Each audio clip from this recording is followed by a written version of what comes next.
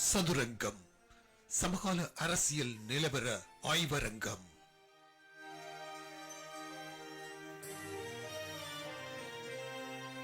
Australia சிட்னியிலிருந்து focus Tamil நேரலை மூலம் Melbourne நகரிலிருந்து அரசியல் ஆய்வாளர் ராஜ் அவர்களின் நிகழ்ச்சி தயாரிப்பில் மகேந்திரன் சத்யபாலன் தொகுத்து வழங்கும் சதுரங்கம்.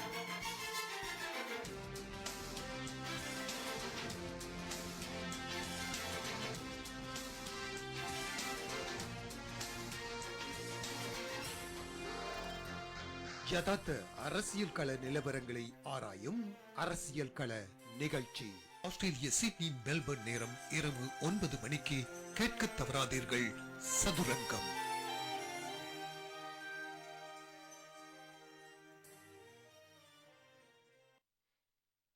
வணக்கம் அன்பு தமிழ் உறவுகளே, மீண்டும் போக்கஸ் தமிழ் வானொலியினூடாக 2025ஆம் ஆண்டின் சதுரங்கம் நிகழ்ச்சியின் முதலாவது சந்திப்பு அரங்கம் நிகழ்ச்சியில் உங்களோடு இணைந்து கொள்கிறோம்.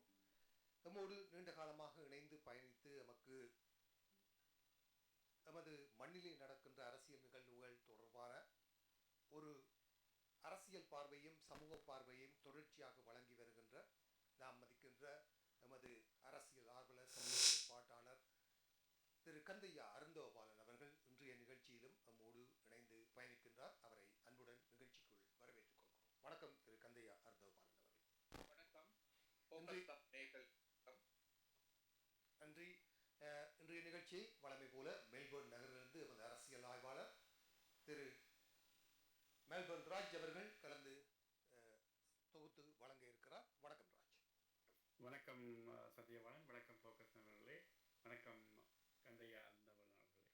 நல்லது, தொடருங்கள் ராஜ். நாங்கள் இன்றைய நிகழ்ச்சிக்குள் நேரடியாக செல்லலாம். உங்களுடைய கேள்விக்கணைகளுடனும் சமூக நிகழ்வுகள் தொடர்பான பார்வைகளுடனும் தொடர்ந்து பயணிக்கலாம். நன்றி. நன்றி சத்யபாலன். முதலாவதாக நாங்கள் கடந்த வருடம் பாராளுமன்ற தேர்தல் முடிவடைந்த பின்னர் பாராளுமன்ற தேர்தலுடைய பெறுவேறு சம்பந்தமாக மேலோட்டமாக நாங்கள் ஆராய்ந்திருந்தோம். இன்றைய நிகழ்ச்சியிலே அதற்கு மேலதிகமாக விரிவாகவும் தற்பொழுது கஜேந்திரகுமார் அவர்கள் முன்னெடுத்திருக்கின்ற அந்த புதிய அரசியல் சட்டத்துக்கான ஒரு முன்மொழிவை பற்றியும் ஆராயலாம் என்று நினைக்கிறேன். முதலாவதாக என்னுடைய கேள்வி என்னவா என்று சொன்னால், கடந்த பாராளுமன்ற தேர்தலிலே தமிழ் மக்கள் அளித்திருக்கும் தீர்ப்பானது தமிழ் தேசிய கட்சிகளை பொறுத்தவரைக்கும் எவ்வகையான ஒரு செய்தியை சொல்லி நிற்கின்றது என்று உங்களுடைய பார்வை எப்படி இருக்கின்றது? நல்லது. உண்மையில் கடந்த பாராளுமன்ற தேர்தலை பொறுத்த மட்டில் தமிழ் தேசியம் பேசுகின்ற கட்சிகளுக்கு ஒரு சிறந்த ஒரு எச்சரிக்கை, முன்னெச்சரிக்கை என்று நாங்கள் சொல்லலாம். ஒரு எச்சரிக்கை தமிழ் மக்களால் விடுக்கப்பட்டிருப்பதாகவே நான் கருதுகின்றேன். அதற்காக அந்த கட்சிகளை மக்கள் வெறுத்தார்கள் என்றோ அல்லது தேசியத்தை அவர்கள் வெறுக்கின்றார்களோ என்பது கருத்தன்று. உண்மையில் அதை இன்னொரு வகையில், அதாவது இந்த கட்சிகள் இப்பொழுது இருக்கின்ற நிலை, மனப்பாங்கு என்பதை மாற்றிக்கொண்டு உண்மையான தமிழ் தேசியத்தின் வழி ஒற்றுமையாக எல்லோரும் நடக்க வேண்டும் என்ற அந்த ஒரு எச்சரிக்கை அல்லது அந்த செய்தியை ஒரு வகையில் சொல்லி இருக்கின்றார்கள். உண்மையில் பொதுவாக இது அனுரா அலையினால் வந்த விளைவு என்று ஒரு சாரார் சொல்லுகின்றார்கள். நான் அதுக்கு உடன்பாடு இல்லை. உண்மையில் இது எங்களுடைய தமிழ் தேசிய கட்சிகள் மீதான ஒரு வெறுப்பின் காரணமாக இந்த நிலைமை ஏற்பட்டது என்பதுதான். அதாவது அவர்கள் எல்லா கட்சிகள் ஒன்று ரெண்டு அல்ல, எல்லா கட்சிகளின் மீதும் ஒரு அதிருப்தியை கொண்டிருக்கின்றார்கள் தற்போதைய சூழ்நிலையில். அப்ப அந்த வகையில் அந்த மக்கள் ஒரு எச்சரிக்கையை சொல்லி இருக்கின்றார்கள் என்றுதான் நான் கருதுகின்றேன். அந்த எச்சரிக்கை என்பது அங்கே அவர்களுடைய வாக்குகள் பெருமளவுக்கு என்பிபி தேசிய மக்கள் சக்திக்கு போனது என்பது உண்மை. ஆனால் அது தொடர்ந்து அவர்களுக்கு போகும் என்றோ கிடைக்கும் என்றோ அல்ல. அந்த மக்களுடைய நிலைமையை அல்லது அவர்களுடைய மனப்பாங்கை புரிந்து கொண்டு இந்த தமிழ் தேசிய கட்சிகள் எல்லோரும் சரியான வழியில் ஒற்றுமையாக ஒன்று திரண்டு மக்களுக்காக எதிர்கால அரசியலை செய்ய வேண்டும் என்பதுதான் அந்த தேர்தல் தொடர்பாக தமிழ் மக்களுடைய எதிர்பார்ப்பு என்று நான் கருதுகிறேன். சரி. தமிழ் மக்களுக்கு ஒரு அதிருப்தியான நிலைமை தமிழ் தேசிய கட்சிகள் மீது என்ற வகையான கருத்தை தெரிவித்திருந்தீர்கள். அந்த வகையிலே எவ்வகையான அதிருப்தியை அவர்கள் தமிழ் தேசிய கட்சிகள் மீது அல்லது ஏன் அப்படி அ அதிருப்தி கொள்ள வேண்டிய காரணம் என்ன என்று கேட்டால் என்ன சொல்லுவீர்கள்? நிச்சயமாக என்னென்றால் இன்றைக்கு தமிழ் மக்களுக்கான அரசியல் அபிலாஷைகளை அடைய வேண்டும் என்று சொன்னால் முதலில் தமிழ் மக்களுக்கான அரசியலை செய்கின்ற அனைத்து தரப்புகளும், அதாவது அரசியல் கட்சிகள் மட்டுமல்ல, சமூக ரீதியாக முன்னெடுக்கின்ற விஷயங்களும் இவ்வாறு தமிழ் தேசியத்துக்காக செல்கின்ற எல்லோரும் ஒரு குடையின் கீழ் ஒரு நோக்கம், ஒரு லட்சியம் அல்ல ஒரு விசனின் கீழ், ஒரு தூர நோக்கின் கீழ் செயற்பட வேண்டிய ஒரு தேவை இருக்கின்றது. இப்ப மக்கள் எதிர்பார்ப்பது அதுதான். எல்லாரும் ஒன்றுபட்ட ஒரு குடையின் கீழ் வர வேண்டும், ஒற்றுமையாக என்ன தீர்வு என்பதை தீர்மானிக்க வேண்டும், அந்த தீர்வுக்கான நடைமுறை சாத்தியமான வழிமுறைகள் என்னென்று செய்ய வேண்டும், தெரிய வேண்டும் அல்ல சொல்ல வேண்டும், அதன் வழி மக்களை அழைத்து செல்ல வேண்டும் என்பதுதான் மக்கள் எதிர்பார்க்கின்ற விஷயமாக இருக்கு. இதற்கு பதிலாக அங்கே என்ன நடக்கின்றன பிரிவுகள் காணப்படுகின்றன. கட்சிகள் உங்களுக்கு தெரியும், 2009ஆம் ஆண்டுக்கு பிறகு தமிழ் தேசிய கூட்டமைப்பு எவ்வாறு சிதைவடைந்தது. அதன் பின்னர் தமிழரசு கட்சிக்குள் இன்று இருக்கிற நிலைமைகள் உங்களுக்கு தெரியும்.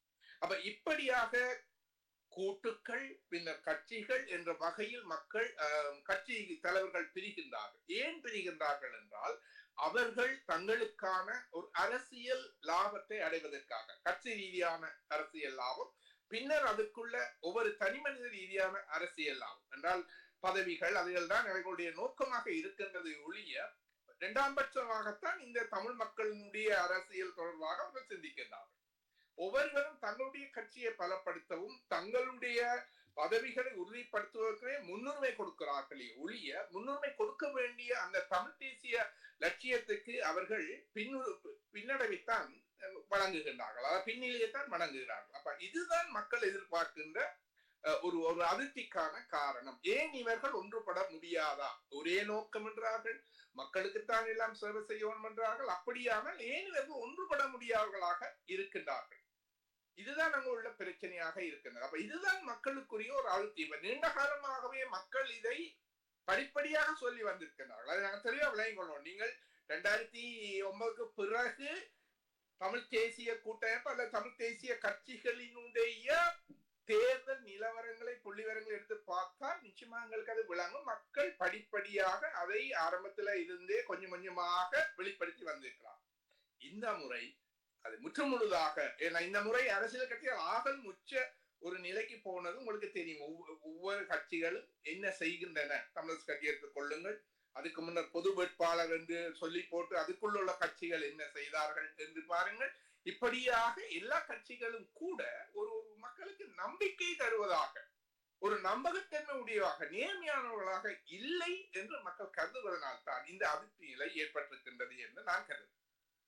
சரி, அப்படி பார்க்கும் பொழுது தமிழ் தேசிய கட்சிகளிலே ஒரு கடும் கோட்பாட்டு கொள்கையுடைய தமிழ் தேசிய கட்சி ஆகிய தமிழ் தேசிய மக்கள் முன்னணி அவர்களுக்கும் ஒரு பின்னடைவு ஏற்பட்டிருப்பதற்கான காரணம் என்ன? அதாவது தமிழ் தேசிய கூட்டமைப்பை சேர்ந்தவர்கள் அரசுக்கு விலை போகிவிட்டார்கள் என்ற விதமான ஒரு கருத்து முன்வைக்கப்பட்டிருக்கிறது அரசியல் விமர்சகர்கள் மற்றும் புலம்பெயர்ந்து நாட்டில் இருக்கின்ற கடுங்கோட்பாடு மத்தியிலே. அப்படி இருக்கும் நிலையிலே தமிழ் தேசிய கோட்பாட்டை மிகவும் வலுவாக கொண்டு செல்கிறோம் என்று சொல்லிக்கொண்டு இந்த தேர்தலை சந்தித்த தமிழ் தேசிய மக்கள் முன்னணியும் கூட தமிழரசு கட்சியை விட கூடுதலான விதத்திலே தன்னுடைய வாக்கு சரிவை கண்டுள்ளது. இதற்கான காரணம் என்ன?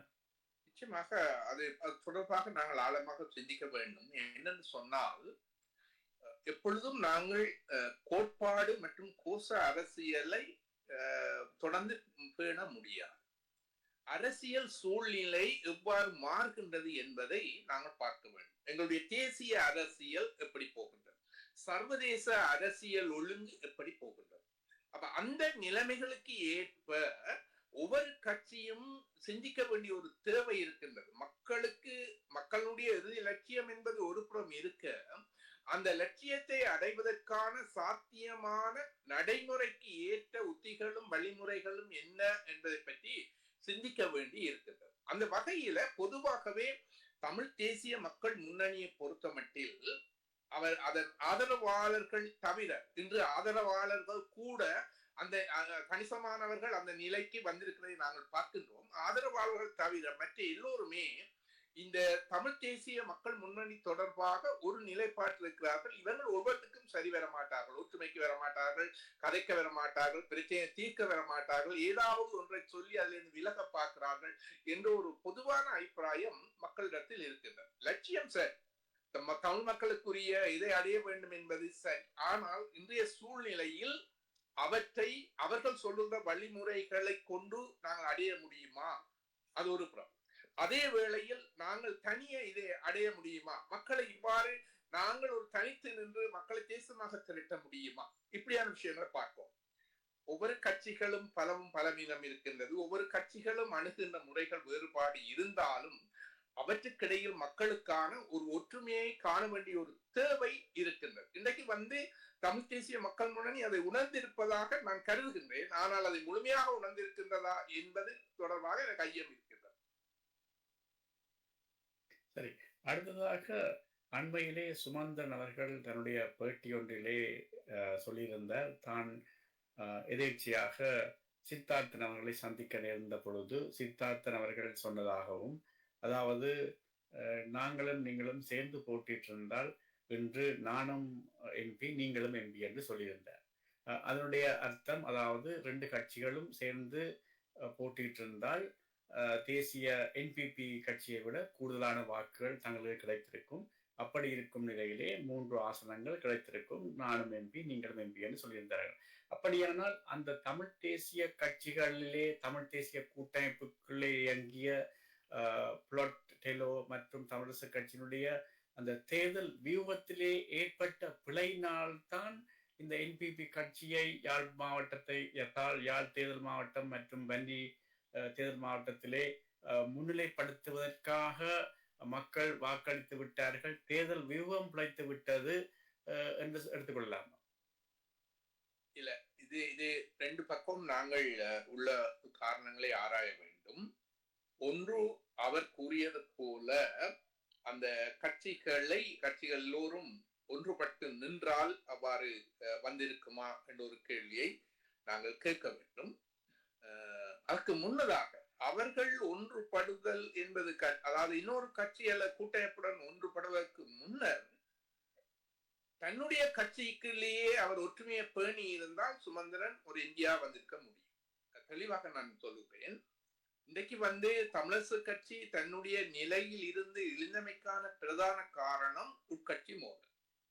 இந்த உட்கட்சி மோதலால் மக்களின் நம்பிக்கையை அதை இழந்து விட்டது. பொதுவான தமிழரசு கட்சி மீதான பொதுவான ஒரு நம்பிக்கை குறைந்தது என்றால் என்பதற்கு அப்பால் தமிழரசு கட்சியினுடைய அந்த வாக்கு வங்கி அல்லது தீவிர விசுவாசிகளை பொறுத்தமட்டில் அதில் பெருமளவு வீழ்ச்சியை கடந்த காலத்தில் ஏற்படவில்லை, குறைந்த அளவு தான் இருந்தது. ஆனால் இந்த உட்கட்சி மோதல் என்பதும் அவர் இந்த தேர்தலில் சுமந்திரன் நடந்து கொண்ட முறை என்பதும் அவருக்கு ஒரு பாரிய பின்னடைவை கொண்டது. உண்மையில் தமிழரசு கட்சியினுடைய யாழ் தேர்தல் மாவட்டத்தை பொறுத்த மட்டும் ஸ்ரீதரன் தனிய, சுமந்திரனும் ஏனைய 7 பேரும் ஒரு பக்கம். தெளிவாக நாங்கள் பார்த்துக் கொள்ள வேண்டும். அப்படி இருந்தும் கூட அவரால் பெருமளவு வாக்குகளை பெற முடியாமல் போனது என்பது அவருடைய அந்த அணுகுமுறைகளினால் ஏற்பட்ட விளைவாகவே நான் கருதுகின்றேன். அவருக்கு எதிரான பிரச்சாரங்கள் எப்பொழுதுமே இருந்து, அவருக்கு எதிரான பிரச்சாரங்களை பொறுத்த மட்டில் அது இன்று நேற்று வந்ததே அல்ல, அது எப்பொழுதுமே இருந்து வருகின்ற ஒன்று. இது கூடியிருக்கிறதுன்னு சொன்னா மக்களை நம்ப செய்வதற்கான அந்த எதிர்பிரயாசம், மக்களை நம்ப செய்வதற்கான வாய்ப்பை அவராகவே உருவாக்கி கொண்டார். அடுத்த ஒரு விஷயம் நாங்கள் பார்த்தோம் என்று சொன்னால், சரி, அவர் சொன்னது போல அந்த ஜனநாயக தமிழ் தேசிய கூட்டணியை என்று எடுத்துக்கொண்டால் கூட அவர்கள் குறைந்தது ஒரு ஆசனத்தையாவது தனித்தனில் பெற்றிருக்க முடியும். எப்படி என்றால், இந்த பழைய தலைவர்கள் விலகி இளைஞர்கள் புதியவர்களுக்கு வழி கொடுத்திருந்தால் நிச்சயமாக அவர்களுக்கான வாக்கு அதிகரித்திருக்கும் என்று நான் நம்புகின்றேன். பொதுவாக அந்த கட்சிக்கு இருந்த வாக்கில் பெருமளவு சரிவு எப்பொழுது ஏற்பட்டது என்றால் 2 விஷயம். பொது வேட்பாளர் தொடர்பாக அவர்கள் இரட்டை நிலைப்பாட்டை எடுத்தது, டபுள் கேம் என்று நாங்கள் சொல்லலாம். அதாவது பொது வேட்பாளருக்கு ஆதரவு என்று செல்வமும் சித்தார்த்தனும் சொல்லிய அதே வேளையில் சமகாலத்தில் அவர்கள் அந்த ஆதரவுக்காக பாடுபடவும் இல்லை, செயற்படவும் இல்லை. சமகாலத்தில் ரணிலுக்கான ஆதரவை அவர்கள் பல வழிகளில் மறைமுகமாக செய்தார்கள். அது ஒரு விஷயம். அது பொதுவாக இப்ப இருக்கின்ற இந்த தொழில்நுட்ப ரீதியான ஊடக வளர்ச்சியில எதையும் மறைக்க முடியாது. கூடுதலாக பாதகமான விஷயம் வந்தாலும் கூட பல விஷயங்கள் உண்மைகள் வெளிக்கொண்டு வருவதற்கான வாய்ப்புகள் முன்னரை விட அதிகம். 2வது விஷயம், அவர்கள் அந்த பொது வேட்பாளருக்கு முன்வைக்கப்பட்ட அந்த சங்கு சின்னத்தை எடுத்ததும் அதுக்கு சொல்லப்பட்ட நியாயங்களும் உண்மையில் நான் இப்படி நினைக்கின்றேன். உண்மையில் அவர்கள் சங்கு சின்னம் எடுக்காமல் பழைய புத்துலக சின்னத்தில் கேட்டிருந்தா கூட சில வேளையில் ஒரு ஆசனத்தை அவர்கள் பெற்றிருக்கக்கூடிய ஒரு வாய்ப்பு ஏற்பட்டிருக்கலாம்.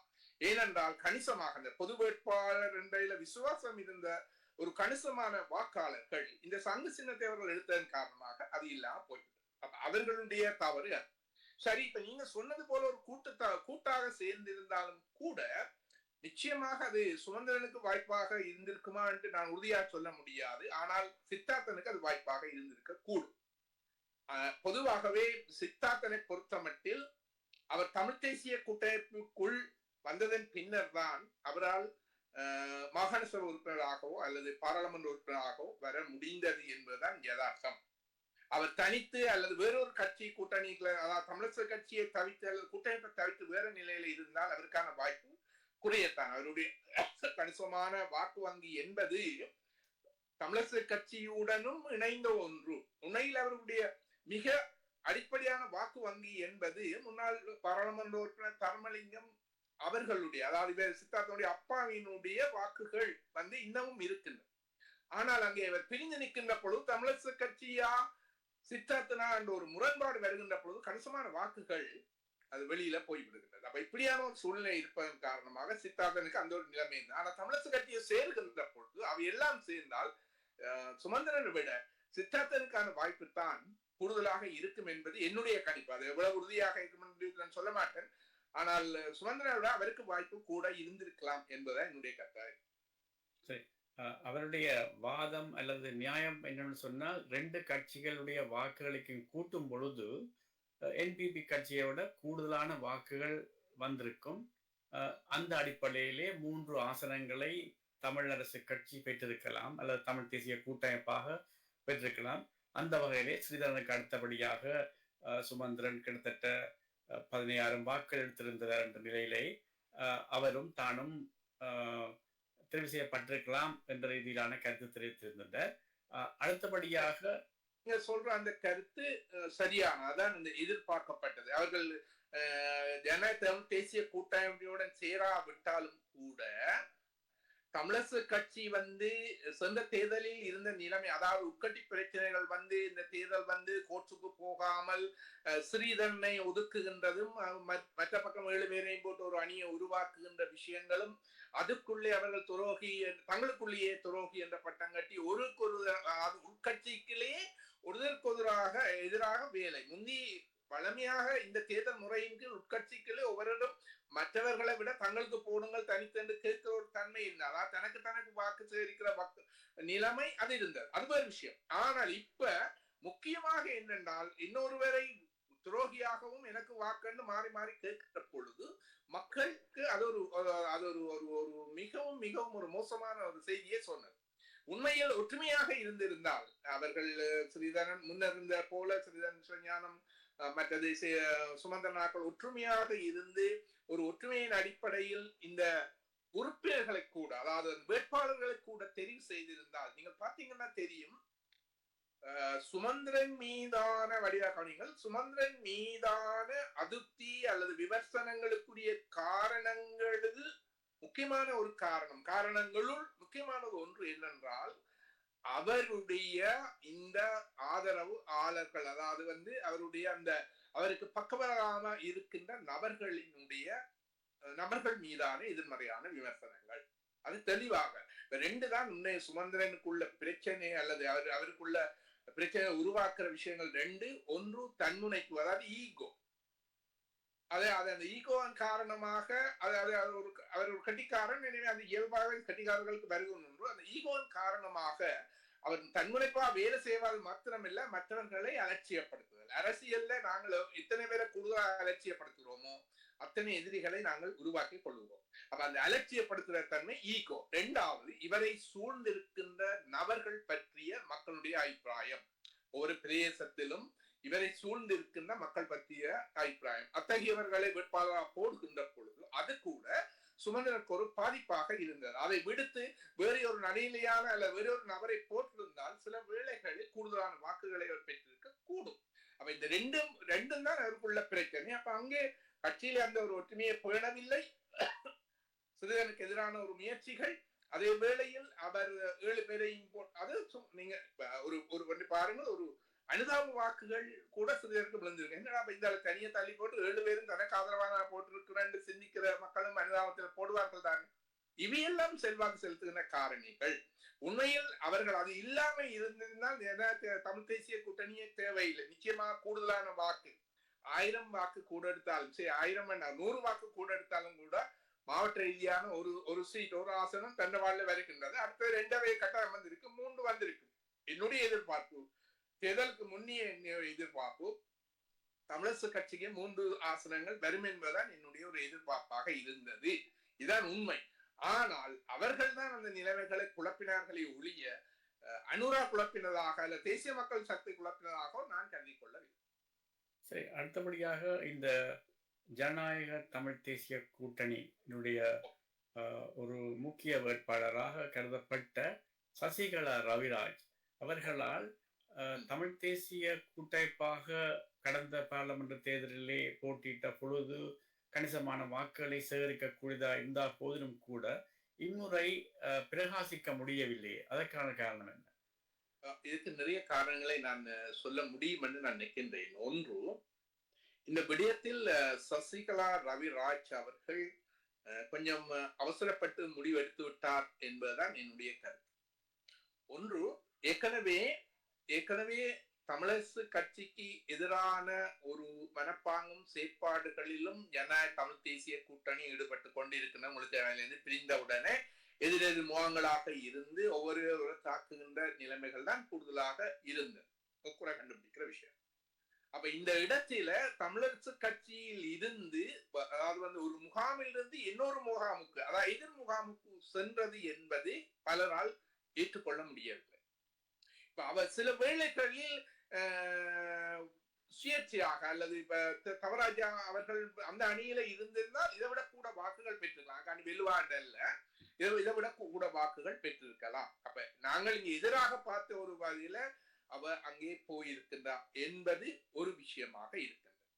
இரண்டாவது, அந்த தேர்தலை நீங்க கூறியது போல 2020ஆம் ஆண்டு தேர்தலில் அவர் முன்னிறுத்தப்படுகின்ற பொழுது அவர் தொடர்பான முழு பிம்பமும் ரவிராஜனுடைய மாமனிதர் ரவிராஜுடைய பிம்பமாக இருந்ததை ஒழிய சசிகலா கண்டு தனியான ஒரு பிம்பம் மக்கள் மத்தியில் இருக்கவில்லை. தெளிவாக கொள்ளணும். அதாவது சசிகலா பற்றிய படம் தமிழ் மக்களுக்கு பெருமளவுக்கு இருக்கவில்லை. ஆனால் அந்த காலத்தில் தேர்தல் காலத்தில் 2020ஆம் ஆண்டு தேர்தல் காலத்தில் சசிகலாவினுடைய ஒரு தலைமைத்துவம் சார்ந்த வெளிப்பாடுகளை மக்கள் பார்க்கின்ற பொழுது, அதன் பின்னரான அவருடைய செயற்பாடுகளை பார்க்கின்ற பொழுது சசிகலா மீதான அந்த ரவிராஜ் தொடர்பான பிம்பத்தை அவர் படிப்படியாகவே இழந்திருக்கிறார் என்பதுதான் உண்மை.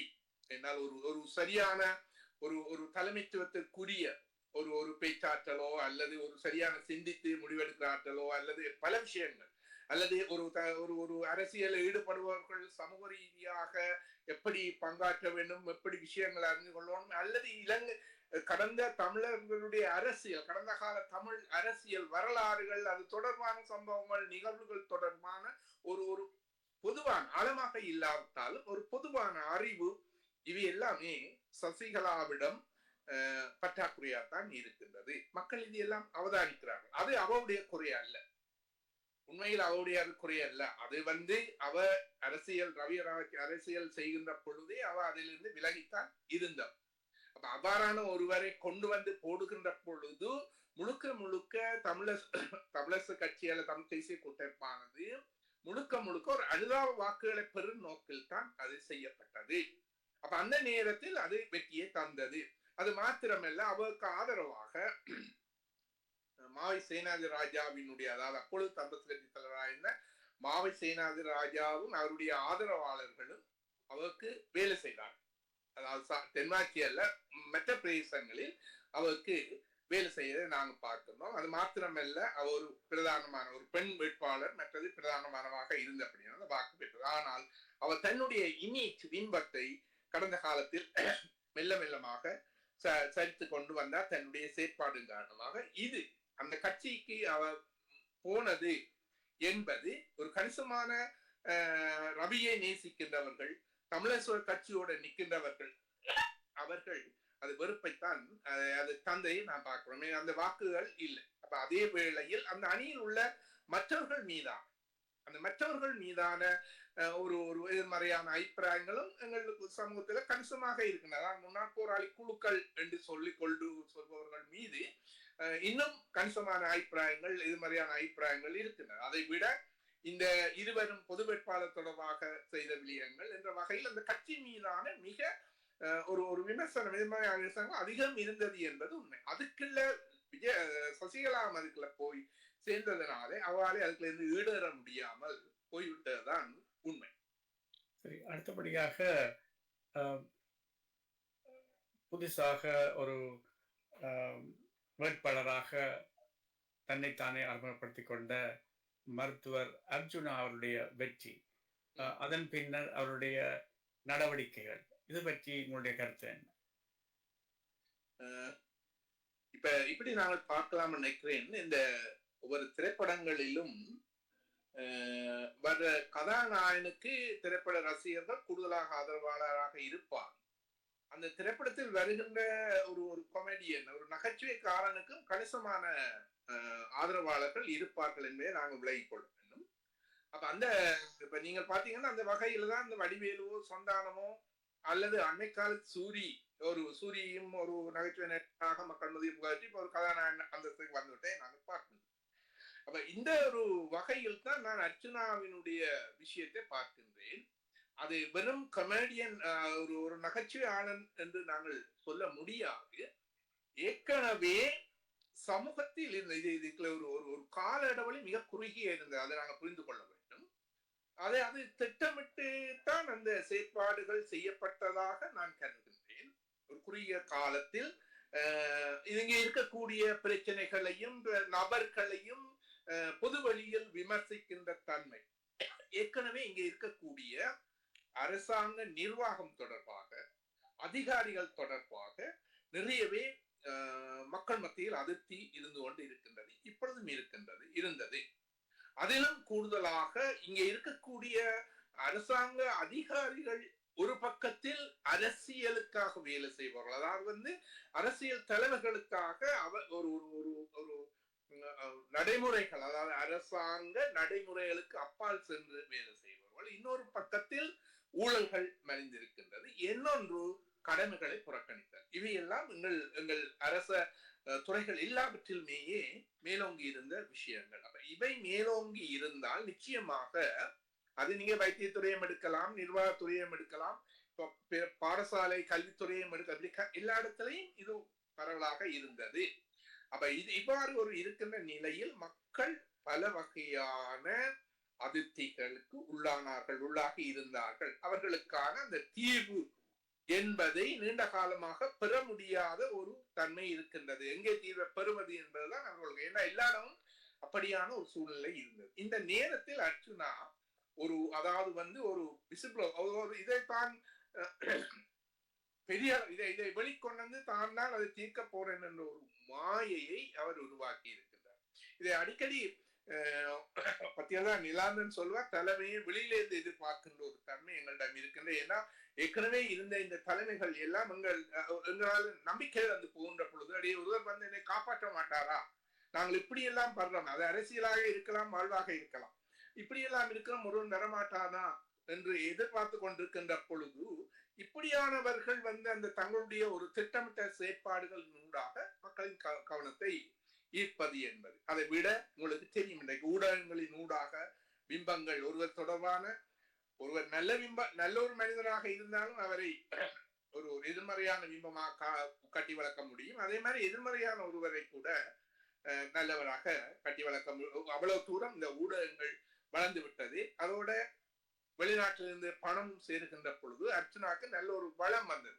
ஒரு ஒரு ஒரு கணிசமான மக்களின் ஆதரவு, அதுக்கு பின்னால பணம், அதை இவையெல்லாம் வச்சுக்கொண்டு அந்த ஊடகங்களை கையாளுகின்ற தன்மை.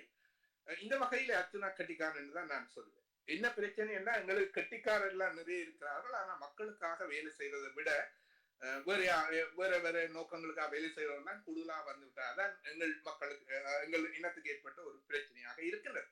அப்ப இந்த வகையில பார்க்கின்ற பொழுது அந்த மக்கள் ஒரு கணிசமானவர்கள், அதுவும் குறிப்பாக இந்த இளைஞர் கூட்டங்கள் அதுக்கு ஆதரவானது. இதுல மிக முக்கியமானது அர்ச்சுனான் வெற்றிக்கு உள்நாடு விட வெளிநாட்டில் இருக்கக்கூடியவர்களினுடைய ஒரு ஆதரவு. ஏனென்றால் அவர்கள் அவரை ஒரு ஹீரோவா தான் பார்த்தார். எங்களுக்கு தெரியுது உள்நாட்டில் இருக்கிறவர் எப்படி, என்ன நோக்கம் என்னென்று சாதாரண மக்களுக்கும் வெளிநாட்டில் இருப்பவர்களுக்கும் அது சரியாக புரியவில்லை என்றுதான் நான் கருதுகின்றேன். இன்னை கூட பலர் இவர் தொடர்பாக என்னோட மிக நண்பர்களாக வெளிநாட்டில் இருக்கின்ற மிகவும் அனுபவம் வாய்ந்த அரசியல் அறிவு எல்லாம் உடையவர்கள் கூட ஒருவர் என்ன கேட்டார், சார் அவர் கொழும்புக்கு போட்டு திரும்ப வரையக்குள்ள நீங்கள் எல்லாம் போய் அவர் மாலை போட்டு எல்லாம் வரவேற்றிருக்கணும். என்ன கேட்கிறேன், என்ன கொண்டே மாலை போட்டு வரவேற்றிருக்கணும், அவர் உங்களை மீட்க அது தென்மாட்சியை மீட்க வந்த ஒருவர் அல்லவா என்று. அப்படி இன்னும் பல சுவிட்சை அவர் கட்டாயம் எலெக்ஷன்ல நிக்கணும், வரணும், இப்படியானாக்கள் தான் எங்க தேவையான வெளிநாட்டில இருந்து கலைத்தவர்கள் நிறைய இருக்கின்றனர். அது ஒரு காரணம். அப்ப இவற்றை சரியான முறையில அர்ச்சுனா பயன்படுத்தி கொண்டார்.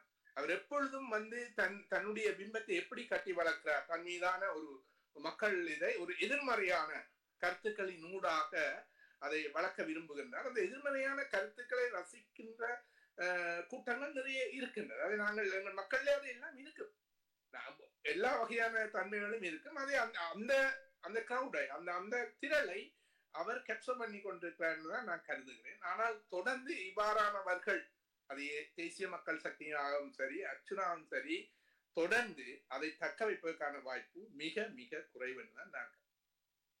சரி, அடுத்த கேள்வியும் அதான் இருந்தது. அதாவது எதிர்வரும் தேர்தல்களிலே உள்ளூராட்சி சபை தேர்தல் என்றார் என்ன, அல்லது மாகாண சபை தேர்தல் என்றார் என்ன, தேசிய மக்கள் சக்தியினுடைய அந்த வெற்றியானது தொடருமா அல்லது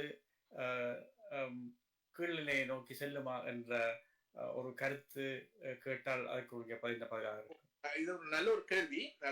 இதை பற்றி நாங்கள் சிந்திக்க வேண்டியதுமாக இருக்கின்றது. ஒரு வருகின்ற தேர்தல்களில் உள்ளூராட்சி தேர்தலை முதல் நாங்கள் கருதி கொள்ளலாம், அதுக்கான வாய்ப்பு கூட இருக்கின்றபடியினால் இவ்வாறான ஒரு உள்ளூராட்சி தேர்தலில் தேசிய மக்கள் சக்தியினுடைய வெற்றி வாய்ப்புகள் முன்னரை போல், அதாவது நாடாளுமன்ற தேர்தலை போல் ஒரு உயர்ந்த மட்டத்தில் இருக்குமா அல்லது வேறு வகையில் இருக்குமா என்பது ஒரு ஆராயப்பட வேண்டிய, கேட்க வேண்டிய கேள்வி. இந்த வெற்றி என்பது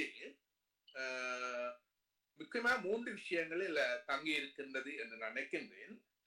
ஒன்று, தேசிய மக்கள் சக்திக்கான அந்த வெற்றிக்கான சூழ்நிலையை, வாய்ப்புகளை ஏற்படுத்தி கொண்ட தமிழ் தேசிய கட்சிகளின் இந்த தேர்தல் தொடர்பான நிலைப்பாடு எப்படி இருக்கும் என்பது ஒன்று.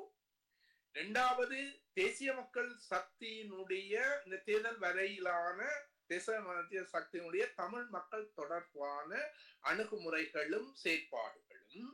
மூன்றாவது, அவர்கள் இந்த தேர்தலில் வட்டார ரீதியாக தேர்ந்தெடுக்கின்ற நபர்களின் தன்மை. இந்த 3 விஷயம் இதுல செல்வாக்கு செலுத்தும் என்று நான் நினைக்கின்றேன். இந்த 3ம் மாறு காரணிகள். ஒன்று, அது அரசு என்ற வகையில், தேசிய மக்கள் சக்தி அரசு என்ற வகையில் அந்த அரசாங்கத்துடன் ஏற்கனவே நாடாளுமன்ற தேர்தல் வெற்றி பெற்ற ஒரு விஷயம், அதோட இந்த அனுராக் தொடர்பான ஒரு மீதான ஒரு தலைமைத்துவ ஒரு விருப்பம் அல்லது அவருடைய அந்த ஆகர்ஷம் அது கொஞ்சம் இருக்கின்றது. எங்கள் மக்கள் சிலரிடம் அது இருக்கின்றது.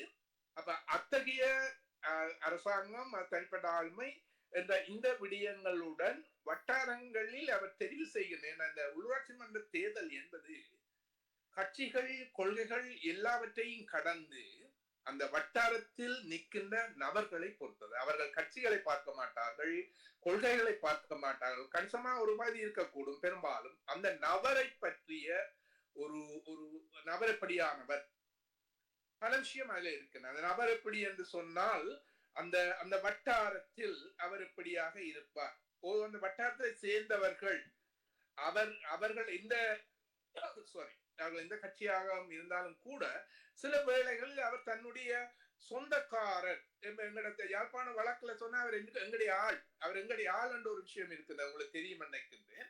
அப்படியான நோக்கத்திலே ஒருவர் வெல்வதற்கான வாய்ப்பு இருக்கின்றது. அல்லது ஒரு நல்ல வகையில் ஒரு சமூகத்தில நேர்மையாகவும் நியாயமாகவும் மக்கள் எல்லோரிடம் சமத்துவமாக பழகி எல்லோரும் இன்ப துன்பங்கள் பங்கெடுக்கின்ற ஒருவர், அப்படியான தனிமனித இயல்புகள் எப்படி இருக்கின்றதோ அங்கே அது கூடிய செல்வாக்கு செலுத்தும் என்பது ஒன்று.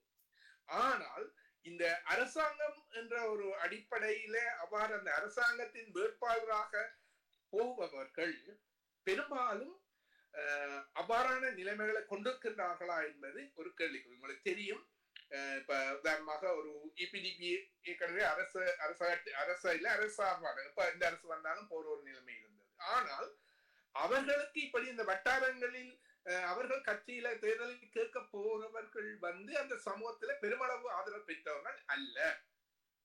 உங்களுக்கு கடந்த கால இதில் பார்த்தது அப்படியான ஒரு நிலைமைதான் இவர்களுக்கும் இருக்கும். மறுபுறத்தில் இந்த தமிழ் தேசிய கட்சிகள் என்ன செய்ய போகின்றன, திருந்த போகின்றனவா அல்லது இதை விட மோசமா போகின்றனவா என்று இருக்கின்றன. என்ன பொறுத்தமட்டில் பிரதான கட்சியான தமிழரசு கட்சி என்பது இன்னும் மோசமான நிலையை நோக்கித்தான் போகும் என்று நான் எதிர்ப்பு கூறுகின்றேன். ஏனென்றால் அது ஏற்கனவே நீதிமன்றம் போனது மாத்திரமல்ல, இப்போது பாராளுமன்றத்திலும் ஒரு உட்கட்சி மோதல், உட்கட்சி நபர் தொடர்பாக ஒரு முறைப்பாட்டை ஒரு நாடாளுமன்ற உறுப்பினர் வைக்கின்றார் என்றால் அது எங்கே நிற்கின்றது என்பதை எங்களால் உணரக்கூடியதாக இருக்கிறது. இது ஒரு மோசமான ஒரு நிலம். இது ஒரு மிக மோசமான செயற்பாடுகளும் மோசம்தான், அதற்கான எதிர்விளைவுகளும் மோசம்தான். அது எப்படி சொல்றது, அது அப்படியான ஒரு நிலைமை இன்னும் கூடுவதற்கான வாய்ப்புகள் தான் காணப்படுகின்றது. அதையும் அண்மையில் நடந்து அவருடைய கூட்டங்கள் பார்க்கின்ற பொழுது தெரிகின்றது. ஏனைய ஜன தமிழ் தேசிய கூட்டு முன்னணியை பொறுத்த மட்டில் அவர்களுக்கான வாக்கு வங்கிகள் என்பது ஒரு வரையறுக்கப்பட்டதுதான். அதுக்கு மேல போயிடலாம். அப்ப அவர்களுக்கான வாக்கு வங்கி அதிகரிக்கிற நிலைமை எங்கே இருக்கும் என்றால் தமிழரசு கட்சியோடு சேருகின்ற பொழுதுதான் இருக்கும். அது நீங்க தெளிவா விளங்கிக்கொள்ளும். இந்த முறை இலங்கையிலே ஆக குறைந்த மேலதிக வாக்காளர் வெற்றி பெற்றது செல்வம் அடைக்கல்தான் என்பது. அல்லாது என்ன நடக்கின்ற தமிழ் தேசிய கூட்டவிட இருக்கின்ற பொழுது எப்படி அவர்கள் பெறுவார்கள். இந்த வகையில பார்க்கின்ற பொழுது அவர்கள் எப்படி நிற்கிறாங்க. ஆனா ஒன்று, இந்த தேர்தல் முறையில கணிசமாக எல்லாரும் வாக்குகள் வரும். அதாவது இந்த தேர்தல் முறையின் கீழே கணிசமா பிரதிநிதிகளை எல்லா கட்சிகளும் எடுக்கக்கூடிய இருக்கும், சுயேட்சைகளும் எடுக்கக்கூடிய இருக்கும். அதுல பெரிய அளவு வித்தியாசங்களை நாங்கள் காண முடியாது. இப்ப போன முறை நீங்கள் இப்படி பார்த்தா தெரியும், யாழ்ப்பாண மாநகரசு தேர்தல்ல கூடுதலான ஆசனங்களை தமிழரசு கட்சி தமிழ் தேசிய கொண்டே பெற்றாலும் வட்டாரங்களில் இபிடிபி அதாவது ஈழ மக்கள் வெள்ளாட்டிலும் அவர்கள் பெற்ற வாக்களின் அடிப்படையில் கிட்டத்தட்ட 9 பிரதிநிதிகளை அவர்கள் பெற்றுக் கொண்டார்கள். 11-9 என்று நான் நினைக்கிறேன், என்னுடைய ஞாபகம் சரியா இருந்தால். இப்ப இந்த தேர்தல் முறைமை எல்லாருக்கும் வாய்ப்பு அளிக்கும் என்றாலும் இந்த சிக்கல்கள் இருக்கிறத நான் பார்க்கின்றேன். இப்ப இதுல இந்த தேர்தலுக்கு முன்னர் வரக்கூடிய நிலவரங்கள் என்ன என்று பார்க்கின்ற பொழுது இப்பொழுது ஜேபி தொடர்பான ஒரு மாயை அல்லது பிம்பம் கீழ் நோக்கிய ஒரு சரிவின் நிலையில போய்கொண்டிருக்கின்றது. அது தமிழ் மக்களை பொறுத்தவரை மட்டுமல்ல, இலங்கை முழுவதுமாக அவ்வாறான ஒரு நிலைமை படிப்படியாக உருவாகி கொண்டு வருவதை நாங்கள் பார்க்கணும். இது ஒன்று.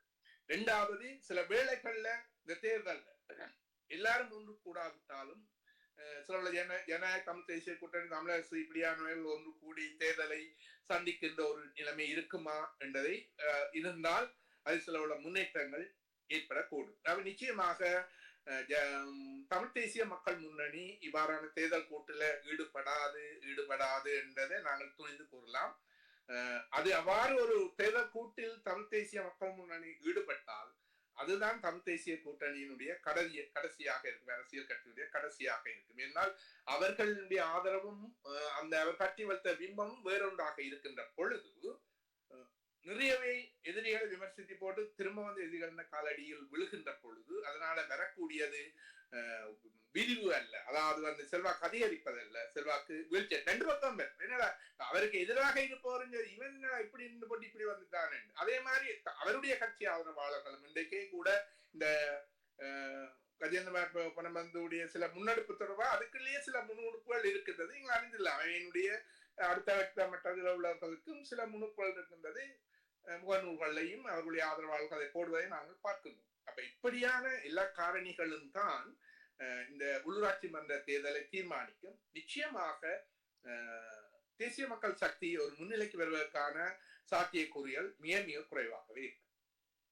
எதிர்வரும் தேர்தலிலே, அதாவது கடந்த தேர்தலிலே நீங்கள் கடந்த பொது தேர்தலிலே நீங்கள் போட்டியிடுவதற்கான சாத்தியக்கூறுகள் இருந்தன.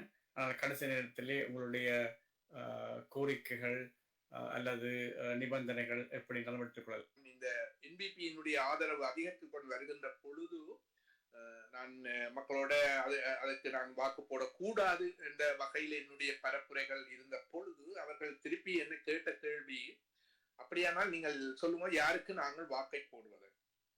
இதுல ஒரு பெரிய சிக்கல் இருந்தது எனக்கு. நான் யாரையும் சுட்டி காட்ட முடியாத ஒரு நிலைமை இருந்தது. அதை நீங்கள் ஏற்றுக்கொள்ள அதுக்காண்டி எல்லாரும் மில்லியன் அப்படி அண்டு அல்ல, உண்மையில் ஒரு இந்த கட்சிக்கு அல்ல இந்த நபருக்கு போகணுமோ என்று சொல்வதிலே பெரிய தயக்கம் இருந்தது. இப்ப எனக்கே கூட இந்த தேர்தல்ல கட்சிக்கு வாக்கு போனா இந்த தேர்தல்ல இந்த வாக்கை செலுத்த வேண்டும் என்று இருந்தேன். ஆனால் யாருக்கு செலுத்துவது என்பது எனக்கு கூட ஒரு பெரிய சிக்கலாக இருக்கு.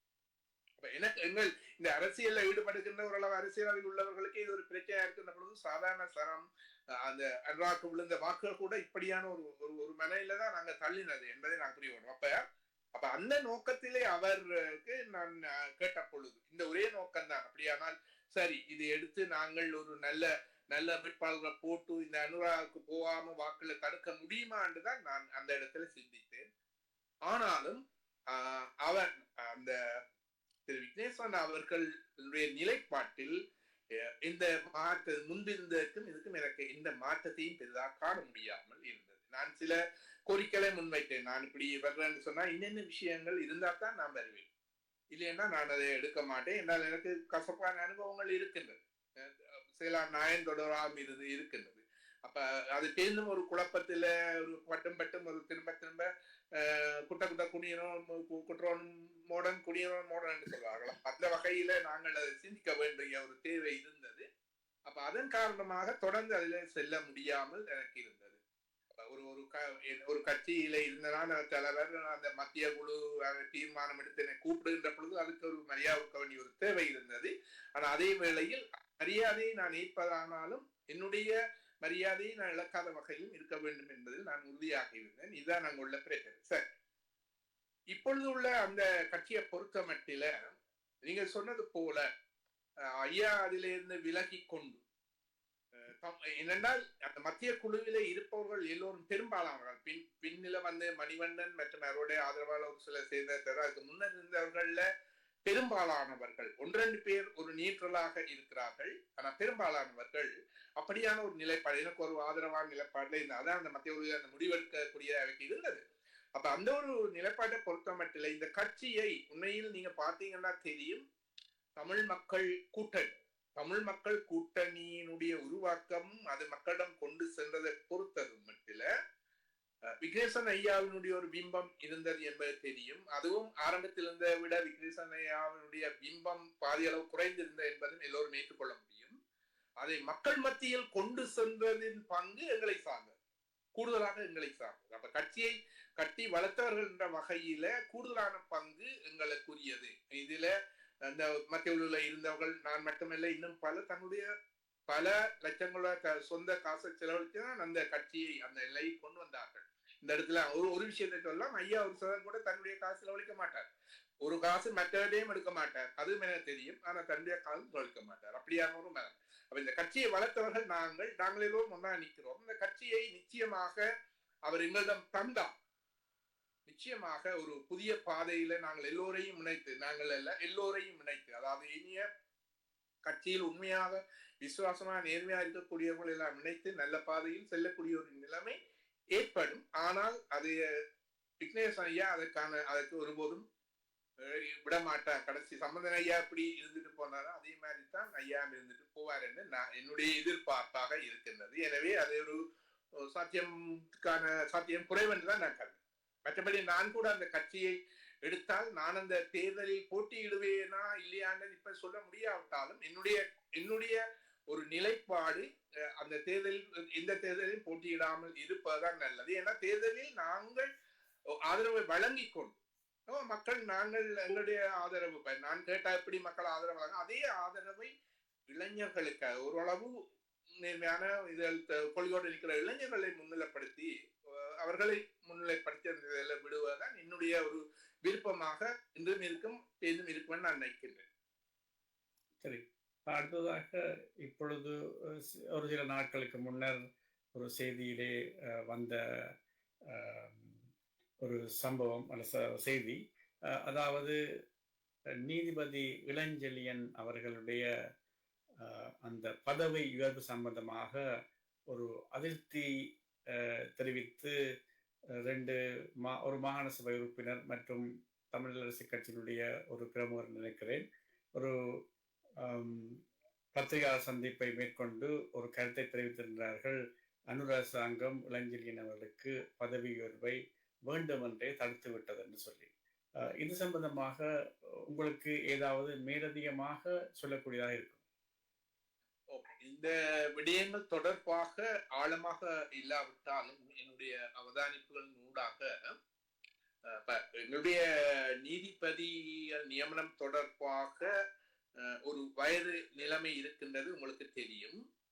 நான் ஒரு நீதிபதி, ஒரு மாவட்ட நீதிபதி 60, மேல் நீதிமன்றம் 61 வயசு, மேல்முறையீட்டு நீதிமன்றம் 63, உச்ச நீதிமன்ற இதுக்கான ஓய்வு காலம் 65, இப்படியான இடர்பாடுகள் இருக்கின்றது. உண்மையில் இவ்வாறு ஒவ்வொரு நீதிபதிக்கும் ஓய்வு காலத்தை அல்லது ஓய்வு கால வேண்டத்தை நிர்ணயிப்பது கூட ஒரு வகையில் ஊழலுக்கான வழிவகை என்று சட்ட வல்லுநர்கள் கூறுவார்கள். ஏனென்றால் தான் அடுத்த நிலைக்கு போறதுக்காண்டியே அரசு சார்பாக சில விஷயங்களை அவர் நீதிமன்றத்தில் செய்வார் என்று அப்படி கடந்த காலத்தில் நடந்து இருக்கின்றது. சரி, அது ஒரு புறம் இருக்கு. அப்ப இவர் மேல் நீதிமன்ற நீதிபதியாக இருந்தவர். இவர் அடுத்த கட்டத்துக்கு போவதனால் மேல்முறையீட்டு நீதிமன்ற நீதிபதியாகத்தான் போக வேண்டும்.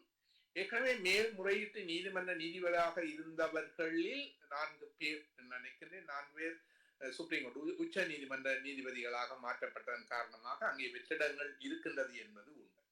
அப்ப இவருக்கு வழங்குவது என்று சொன்னால் இவருடைய அந்த ஓய்வு காலத்தை வழங்குவதற்கு மேல வழங்குவது என்றால் ஒரு சிறப்பு ஏற்பாட்டின் ஊடாக அது நீதி சேவை ஆணைக்குழுவுடன் தொடர்பட்ட விஷயமாக இருக்கின்றது, வழங்க வேண்டும் என்பது.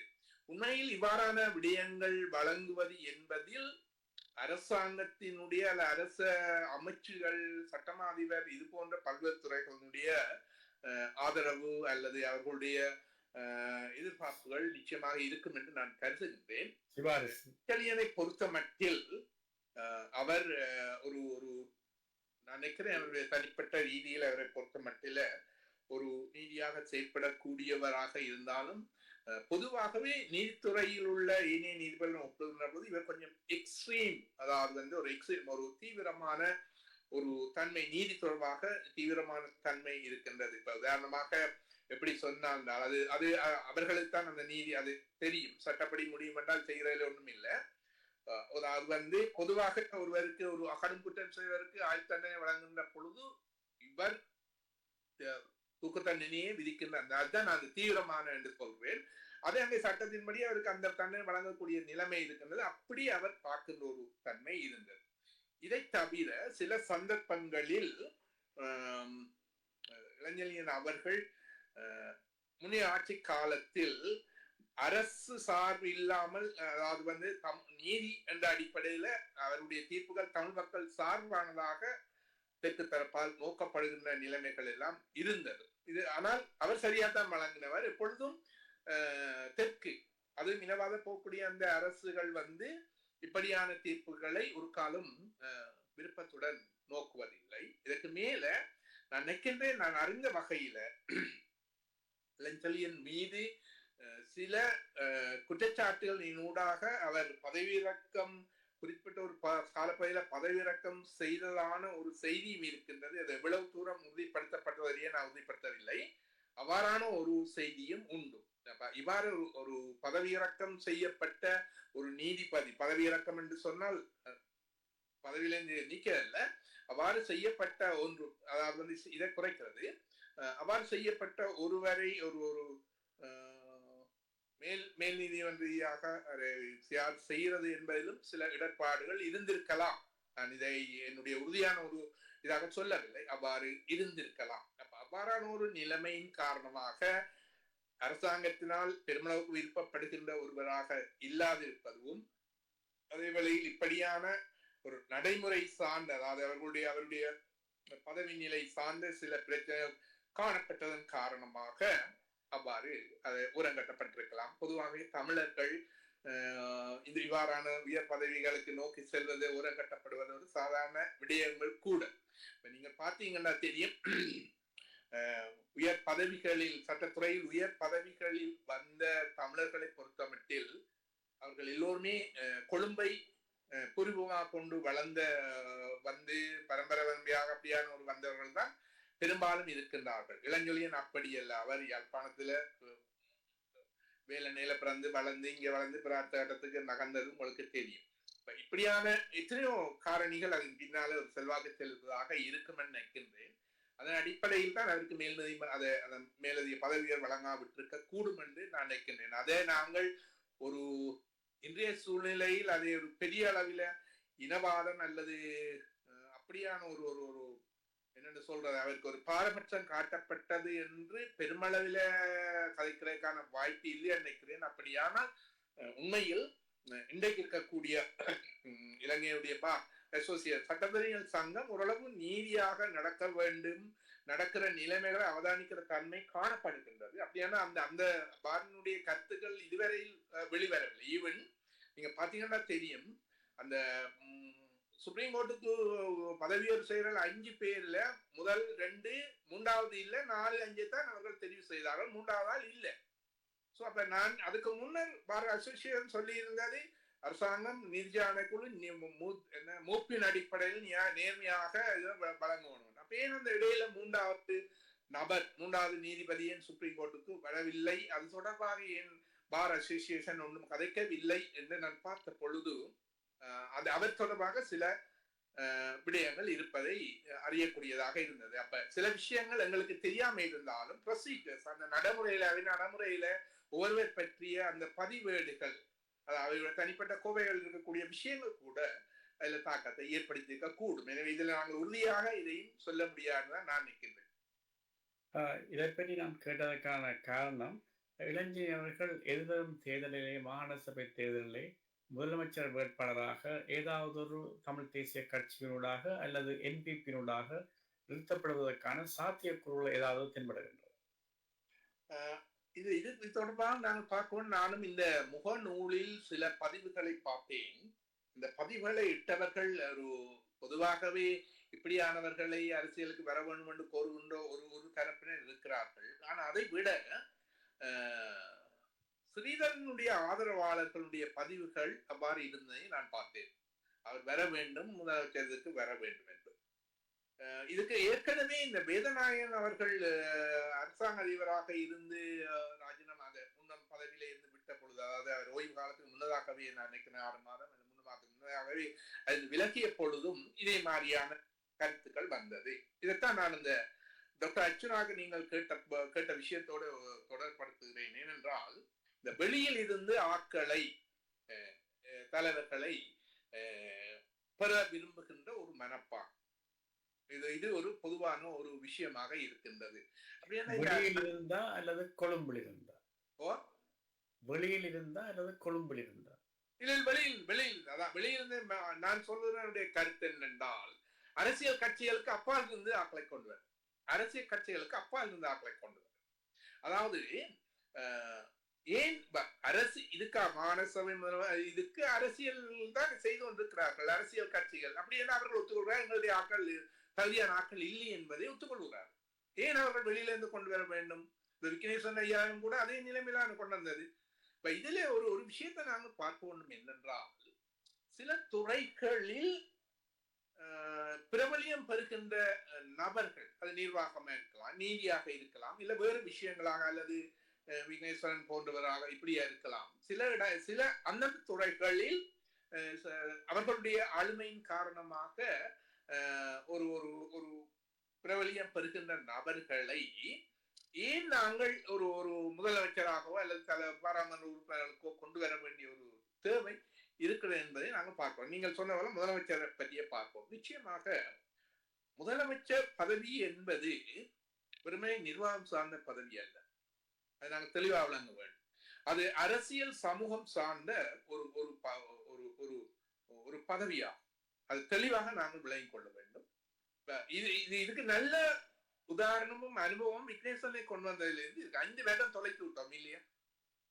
விக்னேஸ்வரன் ஐயாவுக்கு சட்ட அறிவை தவிர, நான் அவரோட நெருங்கி பழகியவன் சட்ட அறிவை தவிர அரசியல் ஞானம் முழுமையாக இல்லை. அரசியல் பற்றி அவர் செய்திகள் வச்சிருக்கிறார், ஆனா அதை ஒரு விஞ்ஞான பூர்வமாக அணுகுவதா அதுக்குள்ளே சூப்புகளை புரிந்து கொள்ற அளவுக்கு அவர் இல்லை.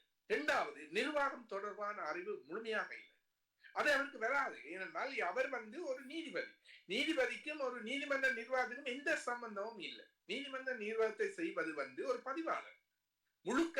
இவர் சட்ட புத்தகங்கள், வழக்குகள், அது தொடர்பான விஷயங்கள் எல்லாம் படித்து சொல்ற தீர்மானம். அதுலயும் ஒரு பெரிய இருக்குது. நீதிபதிகளை கொண்டு வருகின்றதில் உள்ள பெரிய ஒரு முறை என்ன இருக்கின்றால், அவர்கள் நாங்கள் சொல்வதுதான் சரி என்ன நிலையில இருப்பார்கள். ஏன்னா அதுக்கு வேற இல்லையே. அதுதான் தீர்ப்பு. அதனால தீர்ப்பு சொல்லி பழகிட்டா திரும்பி கதைக்கு பழக்கம் இல்லை. அரசியல் அப்படி இருக்க முடியாது. அதே மாதிரி பெரிய பிரச்சனை அன்றைக்கு வடக்கு மாநசபையில விக்னேஸ்வரனுக்கு எதிரான நிலைமை தோன்றியக்கு அதுவும் ஒரு காரணம். அவருக்கு சேம்பர்ல நீதிபதி மாதிரி இருந்துட்டு போற மாதிரியே மாகாண சபை அப்ப அவருடைய கட்சி பிரதிநிதிகள் அவருடைய இந்த ஊடாட்டம் அவருடைய தன்மையில அல்லது சமூகம் சார்ந்த அவருடைய தொகுதி சார்ந்த அவர்களுக்கு எல்லாம் ஒரு வெறுப்பு. அவருக்கெல்லாம் வெறுப்பு. அப்ப இப்படியான ஒரு நிலைமை. மற்றொரு நிர்வாகத்துறையில் இருப்பவர் நிச்சயமாக அரசியல் துறையில் பிரயாசிப்பார் என்று சொல்ல முடியாது. ஏன்னா அவர்கள் நிர்வாகத்தில இருந்தவர்கள் எப்பொழுதும் அந்த நிர்வாக நடைமுறைகளுக்கு ஊடாக வேலை செய்து பழகினவர்கள், மேல் அதிகாரிக்கு கீழ்பட்டவர். மேல் அதிகாரிகள் வழியா கவனியுங்கள், டூ வாட் ஐ சே, இந்த அனுப்பினா செய்ய வேண்டிய சரிவில்லை என்பதை திரும்பி கழிக்க இயலாது. கழித்தால் அவர் அந்த நிர்வாக நடைமுறைகளுக்கு முரணானவர் என்று வேலைக்கு பாதகம் ஏற்படும். எனவே அதை ஏற்றுக்கொண்டு நடக்கிறதாம். அது இராணுவத்துல மிக கூட இருக்குது, நிர்வாகத்துறையிலும் அது அவ்வாறுதான் இருக்கிறது. சோ அப்ப இப்படியானவர்கள் எப்படி ஒரு முதலமைச்சர் ஒரு அரசியல் சமூக பொருளாதாரம் சார்ந்த விடயங்கள் எல்லாவற்றையும் பெருமளவுக்கு முதலமைச்சர் என்பது அரசியல் சார்ந்த மக்களுடன் ஊடாட்டங்களை கூடுதலாக கொண்டு அரசியல் அனுபவங்களின் ஊடாக சமகாலத்தில் நாட்டினுடைய பொருளாதாரம் இந்த விஷயங்களையும் தெரிவு செய்கின்ற ஒரு நபராக வருவதுதான் மிக சிறப்பாக இருக்குமே ஒழிய சில தனிப்பட்ட துறைகளில் பிரபலியம் அடைந்தவர்களை நாங்கள் கொண்டு இப்படி போடுவது என்பது 2 வகையில். ஒன்று, அது வெற்றியை நிச்சயமா தருமென்று உறுதி கூட முடியாது. 2வது, ஒவ்வொரு அரசியல் கட்சிகளும் அவ்வாறு என்றால் கட்சிகளை தேவையில்லை, கட்சி உறுப்பினர் தேவையில்லை, இப்படியாக செய்து போட்டு போகலாம் என்ற ஒரு முடிவுக்கு நாங்கள் பெற வேண்டியிருக்கு. சரி, ஒரு சிறிய இடைவெளி எடுத்துக்கொண்டு நாங்கள் தொடரலாம் நினைக்கின்றேன்.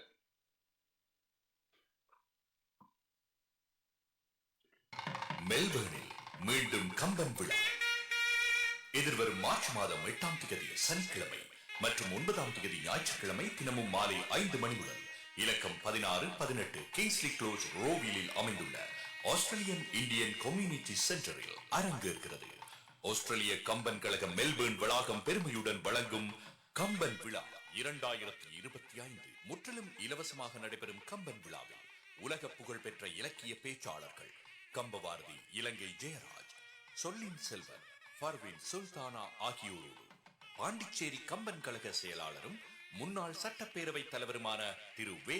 சிவக்கொழுந்து மற்றும் மலேசிய அரசின் முன்னாள் அமைச்சரும் தற்போதைய பாராளுமன்ற உறுப்பினருமான doctor Shri doctor M Saravanan அவர்களும் கலந்து சிறப்பிக்க இருக்கின்றார்கள். பட்டிமண்டபம், வழக்காடு மன்றம், இலக்கிய ஆணைக்குழு, இளையோர் அரங்கம் முதலான பல்சுவை நிகழ்ச்சிகள் உங்கள் செவிக்கும் சிந்தைக்கும் விருந்தாக இருக்கின்றன. மெல்பர்ன் வாழ் தமிழ் இலக்கிய ஆர்வலர்கள் அனைவரையும் தவறாது கலந்து கொண்டு அன்னை தமிழின் அமுத சுவை பருகுமாறு அன்போடு வேண்டுகின்றோம். 2 நாட்கள் கம்பன் விழாவிற்கு முன்னோடியாக ஞான வேள்வி எனும் நிகழ்ச்சி மார்ச் மாதம் 5ஆம் தேதி புதன்கிழமை மற்றும் 6ஆம் தேதி வியாழக்கிழமை ஆகிய தினங்களில் மாலை 6:30 முதல் இலக்கம் 16-18 கிங்ஸ்லி க்ளோஸ் ரோவிலில் அமைந்துள்ள ஆஸ்திரேலியன் இந்தியன் கம்யூனிட்டி சென்டரில் நடைபெற இருக்கிறது. இந்த 2 நாட்களிலும் கம்பவாரதி இலங்கை ஜெயராஜ் அவர்களின் கம்பராமாயணம் தவிர்ந்த ஏனைய இலக்கியங்களில் சுமார் 1 மணி நேர தனியுரைகள் இடம்பெறுகின்றன.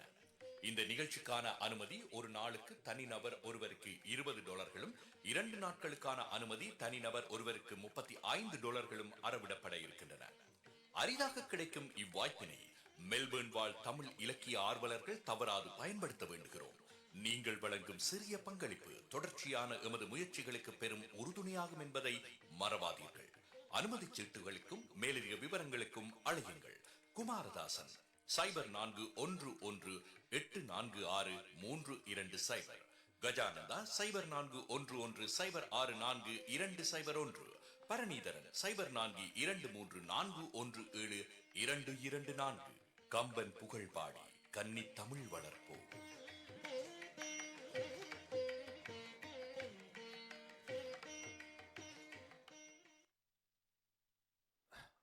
நல்லது நேயர்களே, மீண்டும் நாம் நமது அரசியல் சதுரங்கம் நிகழ்ச்சிக்குள் அழைத்து செல்லலாம். தொடருங்கள் ராஜ். நன்றி சத்யபாலன். அடுத்தபடியாக நாங்கள் இப்பொழுது பாராளுமன்ற உறுப்பினர் கஜேந்திரகுமார் அவர்களுடைய இந்த புதிய முன்னெடுப்பு பற்றி நாங்கள் ஆராயலாம் என்று நினைக்கிறேன். இந்த முன்னெடுப்பை பற்றி பலவிதமான விமர்சனங்கள் வந்து கொண்டிருக்கின்றன. நீங்கள் சொன்னது போல சில விமர்சனங்கள், அது மட்டுமல்லாமல் வேறு விமர்சனங்கள் என்று சொல்லும் பொழுது, அதாவது இவர் தன்னுடைய தோல்வியை மறைப்பதற்காக அல்லது தோல்வியிலிருந்து மீளெழுவதற்காக இப்படியான ஒரு முயற்சியை எடுத்து மக்களை, அதாவது இதுவரை காலமும் இவர் மீது சுமத்தப்பட்ட குற்றச்சாட்டு யாருடனும் சேர்ந்து அவர் செல்வதை தவிர்த்து வந்திருந்தார் அவருடைய கட்சியினர். அதை மக்கள் மத்தியிலே ஒரு குறையாக தென்பட்டிருந்தது.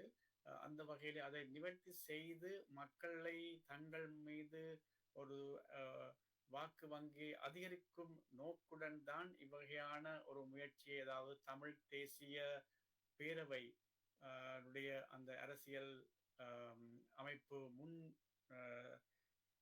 முன்னெடுப்பை மேற்கொள்வதற்கான முயற்சிகளை எடுத்து வருகின்றார். அதாவது பலரும் சொல்வதைப் போல என்ன விடயத்தை இப்பொழுது செய்ய முடியும் என்று நாங்கள் எதிர்பார்ப்பதை விட அல்லது முன்னெடுப்பதை விட என்ன விடயம் எங்களுக்கு தேவை என்று நாங்கள் எதிர்பார்ப்பதும் 2 வகையான கருத்தாடல் இருக்கின்றது. அந்த வகையிலே தமிழ் தேசிய பேரவையினுடைய அந்த முன்னெடுப்பை இவர் கொண்டு வருவதன் மூலம் தன்னுடைய, அதாவது தான் சார்ந்த அமைப்பால் கொண்டு வரப்பட்ட அந்த முன்னெடுப்பை ஏனைய கட்சிகள் மீது திணித்து அதன் மூலம் ஒரு செல்வாக்கை அடைவதற்காக ஒரு முயற்சியை மேற்கொள்வதாகவும் விமர்சனங்கள் முன்வைத்துள்ளன. இதற்கு எதிராக தமிழிசை கட்சியினுடைய ஒரு குழுவினர் எதிர்ப்பான சில நடவடிக்கைகளை எடுத்து வருகிறார்கள். இது சம்பந்தமாக உங்களுடைய விமர்சனம் எப்படி இருக்கின்றது?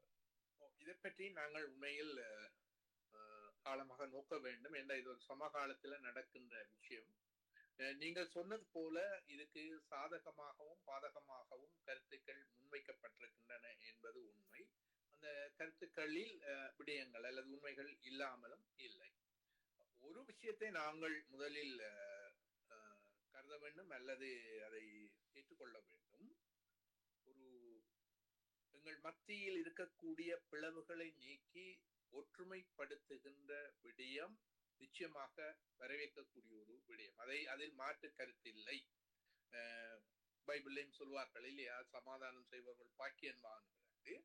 உண்மையில் எங்களுக்கு தேவை, சமகால தேவை என்பது அரசியல் தரப்புகளையும் சமூக தரப்புகளையும், பிரிந்திருக்கிற அரசியல் தரப்புகளையும் அவற்றுடன் சமூக தரப்புகளையும் ஒரு பாதை, ஒரு குடையின் கீழ் ஒரு பாதையில் ஒன்று திரட்டுகின்ற முயற்சி. அப்ப அந்த ஒன்று திரட்டுகின்ற மனப்பாங்கு அல்லது அதன் முன்னெடுப்பு என்பதை ஒன்று திரட்டுதல் அல்லது ஒற்றுமையாக்குதல் என்ற அந்த வரையுடன் பார்க்கின்ற பொழுது நிச்சயமாக அதை கஜேந்திரகுமார் பொன்னம்பலம் அதை எடுக்கிறதை நாங்கள் வரவேற்றே ஆக வேண்டும் என்ற ரெண்டு விஷயம். ஒன்று ஒற்றுமை ஆக்குதலுக்கான விஷயம் மட்டுமல்ல, பெருமளவு இந்த ஒன்றுபடுத்தலில் அதிக அளவு வெளியில் இந்த புறத்தே நின்றவர்கள், வெளியில முழுமையாகவே புறத்தே நின்றவர்கள் அதை முன்னெடுப்பது இன்னும் வரவேற்கக்கூடிய விஷயம் என்று நாங்கள் அதுக்கு ஒரு ஒரு வகையில் ஒரு பிளஸ் பாயிண்ட் நாங்கள் வைக்கலாம். ஆனால் அந்த விடயத்தை வேற ஒன்றுபடுத்துகின்ற விடயம் தொடர்பான அணுகுமுறை அதை பார்க்கின்ற பொழுதுதான் பல்வேறு ஐயங்கள் அரசியல் கட்சிகளுக்கு மட்டுமல்ல சாதாரண மக்களுக்கும் ஏற்படுவதாக இருக்கின்றது. நாங்கள் அரசியல் தரப்புகளை மக்களின் அரசியல் நோக்கம் கருதி ஒன்றுபடுத்துகின்ற பொழுது வரையறைகளோ எல்லைகளையோ விதிப்பதனூடாக நிச்சயமாக எல்லா தரப்பையும் ஒன்றுபடுத்த முடியாது என்பதை நாங்கள் விளங்கிக் கொள்ள வேண்டும். அப்போ ஒன்றுபடுத்த வெளிக்கிட்ட கஜேந்திரகுமார் பொன்னம்பலம் ஒரு வரையறை என்ன, அந்த நீங்கள் கூறியது போல தமிழ் மக்கள் பேரவையினுடைய தீர்வு தொடர்பாகத்தான் கதைப்பது. அதை பேர்ந்து யாரோட கதைக்கிறார்? அது தெரிவு செய்யப்பட்ட 3 பாராளுமன்ற, தமிழரசு கட்சியின் ஸ்ரீதரன் சிவஞானம், செல்வம் அடைக்கல்நாதன் இவர்களுடன் கதைக்கிறார். பாராளுமன்ற உறுப்பினர்கள் உடன் கதைக்கிறது என்று சொன்னாலும் செல்வம் அடைக்கல்நாதனோட சரி தனிய, ஆனா தமிழரசு கட்சியில ஸ்ரீதரனோட தனிய கதைத்து என்பது அது ஒரு ஏற்கக்கூடிய விஷயம் இல்லை. சரி, அவர்த்த கோட்பாடின்படி பாராளுமன்ற உறுப்பினர்கள் தமிழரசு கட்சியில் ஏனைய பாராளுமன்ற உறுப்பினர்களும் இருக்கிறார். எல்லாரையும் சேர்ந்து ஒரு பாராளுமன்ற கூட்டமுடிய சந்திச்சு கதைச்சிருக்கலாம். அப்ப அங்கேயும் ஒரு ஐயம் வருகிறது. ஏன் அந்த ஐயம் வருகின்றது என்றால், ஏற்கனவே ஸ்ரீதரன் ஒரு பக்கம் தமிழரசு கட்சியில சுமந்திராணி இன்னொரு பக்கம் இருக்கின்ற பொழுது அந்த ஏற்கனவே அதுக்கு முன்னதாக ஸ்ரீதரன் கதைக்கு முன்னதாக கஜேந்திரகுமார் இன்னொரு அறிக்கையை விட்டிருந்தவர், இந்த தேர்தலில் தோல்வியுற்றவர்களை வெளியேற்ற வேண்டும் அப்படி என்பதால் சுமந்திரனை சுட்டி அவர்கள் இதுல இருக்க முடியாது அல்லது அரசியல் செய்ய முடியாது என்ற ஒரு சாரப்பட அதனை தொடர்ந்து சிறிதருடன் கதைக்கின்ற பொழுது அது ஐயம் மேலும் பல்கின்றது. உண்மையில் ஒரு ஒற்றுமையை ஏற்படுத்த விரும்புகின்ற பொழுது இவ்வாறான அணுகுமுறைகள் ஒற்றுமையை ஏற்படுத்துவதற்காக இன்னும் பல சிக்கல்களை உருவாக்கும் என்பதுதான் ஒரு யதார்த்தமாக அனுபவமாக இருக்கின்றது. இரண்டாவது, இந்த ஒற்றுமையை நாங்கள் ஏன் கொண்டு வருகின்றோம் என்றால், இப்ப பிரிந்து நிற்பதன் காரணமாக நாங்கள் பலவீனம் அடைஞ்சிருக்கின்றோம். எனவே நாங்கள் ஒரு பலமாக வேண்டும். எதிர்காலத்தில ஒரு அரசியல் தீர்வு தொடர்பான முயற்சிகளில் நாங்கள் ஒன்றுபட்டு எங்களுடைய கோரிக்கைகளை முன்வைக்க வேண்டியவர்களாக இருக்கின்றோம். அப்ப இனிமே அந்த ஒற்றுமை மக்கள் பலம் இருக்க வேண்டும். நல்ல விஷயம். சரி, அந்த தமிழ் மக்கள் பேரவை அரசியல் தீர்வு நிச்சயமாக இந்த அரசாங்கத்தின் காலத்தில புதிய அரசியல் அமைப்பதற்கான வாய்ப்புகள் மிக மிக குறைய. அவ்வாறு ஒரு வாய்ப்பு வந்தாலும் தமிழ் மக்களினுடைய தொடர்பான அரசியல் தீர்வுக்கான குறிப்பிடத்தக்க எந்த விடயமும் அதில் இருக்கக்கூடும் என்று நான் எதிர்பார்க்கவில்லை. ஏனென்றால் தேசிய மக்கள் சக்தி, அது ஜேபியினுடைய ஒரு வடிவம், அவர்களுடைய நிலைப்பாடு என்பது தமிழ் மக்களுக்கு தனித்துவமான ஒரு இன பிரச்சனை இல்லை, அது வெறும் சமூக பொருளாதார பிரச்சனை மட்டுமே என்பது. இரண்டாவது, இப்பொழுது மிக இழிவான நிலையில, இழிவென்று நான் சொல்ல மிக குறைந்த மட்ட நிலையில் இருக்கக்கூடிய ஒரு மாகாண சபையை கூட அவர்கள் ஏற்றுக்கொள்கிற மனநிலையில் இல்லை. சோ இப்படியான ஒரு நிலையில் அது புதிய அரசியல் அமைப்பில் நாங்கள் தமிழ் மக்கள் பேரவையால் வைக்கப்பட்ட அந்த இதையா கொண்டு போய் வைத்து அவர்கள் ஏற்றுக்கொள்வார்கள் என்று அரசியலமைப்பை வருமா, இது எப்படி இந்த நிலையில எப்படி வைப்போமா, சமஸ்தி இப்படி எல்லாம் இருக்கின்ற ஒரு கேள்விக்குறியான நிலையில அதை முன்னிலைப்படுத்துவதன் நோக்கம் என்ன என்ற ஒரு கேள்வி வருகிறது. அதுவும் அவ்வாறான ஒரு தீர்மானம் எடுக்கின்ற பொழுது தமிழ் மக்களுக்கான பிரதான கட்சியாக தமிழரசு கட்சி இருக்கின்ற பொழுது அது அந்த தீர்மானத்தில் எந்தவித பங்கும் எடுக்கவில்லை. அது உடனடியாக சுமந்திரன் வெளிப்படுத்தியிருந்தார். அது சரியான விஷயம் தான். அப்ப இப்படியான ஒரு ஒரு ஒரு ஒரு நிலைமையிலே இருக்கின்ற பொழுது அவர் எடுக்கின்ற அந்த அணுகுமுறை என்பது பல ஐயங்களை தோற்றுவிக்கிறது. ஒற்றுமை முக்கியம், இந்த ஒற்றுமை என்பது வரம்புகள் எல்லைகள் அற்று எங்கள் தமிழ் தேசியத்துக்காக பாடுபடுகின்ற ஏன் சந்தர்ப்பம் தான் மற்றவர்கள் கூட எங்களால் இணைக்க முடியுமானால் ஏனென்றால் இந்த அரசியலில் புனிதம் தொடக்கு இப்படி ஒண்ணும் இல்லை நாங்கள் எல்லாரையும் ஒன்றிணைத்து கொண்டு போக வேண்டிய ஒரு தேவை இருக்கு என்று சொன்னா சில அட்ஜஸ்ட்மெண்டோட எல்லாரையும் ஒன்றிணைக்கிறது பலம் கூட எங்களுக்கு பலத்தை கொண்டு வரும். எனவே நல்லவனை ஒரு பக்கம் விட்டு கெட்டவனை ஒரு பக்கம் விட்டு நல்லவனை செய்யக்கூடாது அரசியல் என்பது கொஞ்சம் எங்களுக்கு அந்த பலத்தை தராது. அப்ப அதுக்காண்டி மொட்டத்தனமாக செய்யணும் மட்டும் நான் ஒன்றும் சொல்லவில்லை. அப்ப அவ்வாறான ஒரு நிலையில முதலில் நாங்கள் இந்த வரம்புகள் எல்லாவற்றையும் விட்டு என்ன எல்லாரையும் ஒன்று சேர்க்கிற முயற்சியை செய்ய வேண்டும். அவர்கள்தான் அவ்வாறு ஒன்றுபட்டதன் பின்னர் தான் நாங்கள் எதை இறுதி இலக்காக வைப்பது நீங்கள் சொன்னது போல இன்றைய களச்சூழலில் நாங்கள் எதை இப்பொழுது வைப்பது இதுக்கு எப்படி அணுகுமுறை என்பது அந்த ஒன்றுபட்ட தரப்பால தீர்மானிக்க வேண்டுமே ஒழிய இல்ல இது இப்படி இருக்குது நாங்கள் இதை பற்றி கழிப்போம் வாங்கோன்னு கேட்கறது கூட ஒரு வகையில் அவருடைய பாட்டனருடைய அந்த அந்த அந்த என்ன அது என்னன்னு நாங்க சொல்றோம் அந்த மேற்குடி வர்க்கத்தினுடைய அந்த அந்த ஒரு ஒரு ஒரு ஒரு ஒரு தன்மை என்றுதான் நான் கருதுகிறேன். இப்படி எல்லாம் எடுத்து போட்டு நீங்க வேணா வாங்கோ இல்லைன்னா நாங்கள் எல்லாம் பாருங்க எல்லாத்தையும் கூப்பிட்டா நீங்க நிறைய சொன்னீங்க தானே நீங்க உங்களோட கருத்துப்படி சொல்றேன் எல்லாம் சொன்னீங்க நாங்கள் ஒற்றுமை இவையில் ஒற்றுமைக்கு வலினம் இல்லை என்ற ஒரு வெளிப்படுத்தலின் ஊடாக நீங்கள் சொன்னது போல தன்னையும் தன்னை கட்சியையும் மீண்டும் ஒரு புனிதமான கட்சியா மக்கள் மத்தியில் கொண்டு செல்ல விரும்புகிறாரோ என்று ஐயப்படுவதில் அது ஒரு ஐயம் ஒரு சந்தேகம். அப்ப இங்கே இன்றைக்கு நான் வேறு ஒரு ஒரு ஒரு இடத்திலையும் பார்த்தேன் தமிழரசு கட்சி கஜேந்திர பொன்னம்பலத்தினுடைய பொறிக்குள் அகப்படாது இருக்க வேண்டும் என்று ஒருவர் சொல்லுகிறார். அப்படியான பார்வையெல்லாம் அப்ப இந்த நிலையில் நாங்கள் இப்பொழுது நீங்க சொன்ன மாதிரி இப்போ ஒரு கால நிலைமை என்ன நாங்கள் எல்லோரும் சேர்ந்து சேருவோம் கதைப்போம் இல்ல முதலில் ஒன்றுபடணும் மக்களை தேசமாக ஒன்று திரட்ட வேண்டும் என்றால் மக்களுக்கு அரசியல் செய்பவர்களும் மக்களுக்கு சமூக பணி செய்பவர்களும் முதலில் ஒன்றிணைய வேண்டும். அரசியல் செய்பவர்கள் ஒன்றிணைய வேண்டும் அவர்களுடன் சமூக பணி செய்பவர்கள் ஒன்றிணைந்து செல்ல வேண்டும். செல்கின்ற பொழுது மக்களை தேசமாக திரட்டுவது அவ்வளவு கடினமான விஷயம் அல்ல. அதுக்கு எதிராக நிற்கிறவரும் கூட பலவீனமாகத்தான் போவார்கள். இப்பொழுது இங்கே இருக்கக்கூடிய பலவீனம் காரணமாக எதிராளி பலமாக போறான் மக்கள் என்ன செய்யணும் தீர்த்து கொண்டிருக்கிறார்கள். எனவே நாங்கள் முதல் ஒன்று தீர வேண்டும். அந்த ஒன்று பெற்ற அந்த தலைவர்கள் தான் எதை எடுப்பது அது தமிழ் மக்கள் பேரவையால அதிலும் கூடவா அல்லது குறையவா அல்ல இப்போதைக்கு நாங்கள் மாகாண சபை பொலிஸ் அணியாதையாளர்கள் அதாவது அரசியலமைப்பில் உள்ளதை நாங்கள் கேட்போமா அடுத்து இதுல இருந்து அடுத்த கட்டத்துக்கு நகர்வோமா இது எல்லாம் ஆராய்ந்து எடுக்கப்பட வேண்டிய விஷயம். எங்களின் பலம் சொல்லுவாங்க கண்மெலவும் மாற்றாண்ட அப்படி என்று வழியும் சேர்ந்து தானே ஒண்ணு. இப்ப இன்றைக்கு இருக்கிற சூழ்நிலை என்ன எங்களுடைய பலம் என்ன தேசிய அது இலங்கை அரசாங்கத்தினுடைய பலம் என்ன அதுக்கு மேல சர்வதேச ஒழுங்குமுறை என்ன எதை நோக்கி போகின்ற சர்வதேச ஒழுங்குமுறைக்கு எதிராக நாங்கள் போக முடியாது.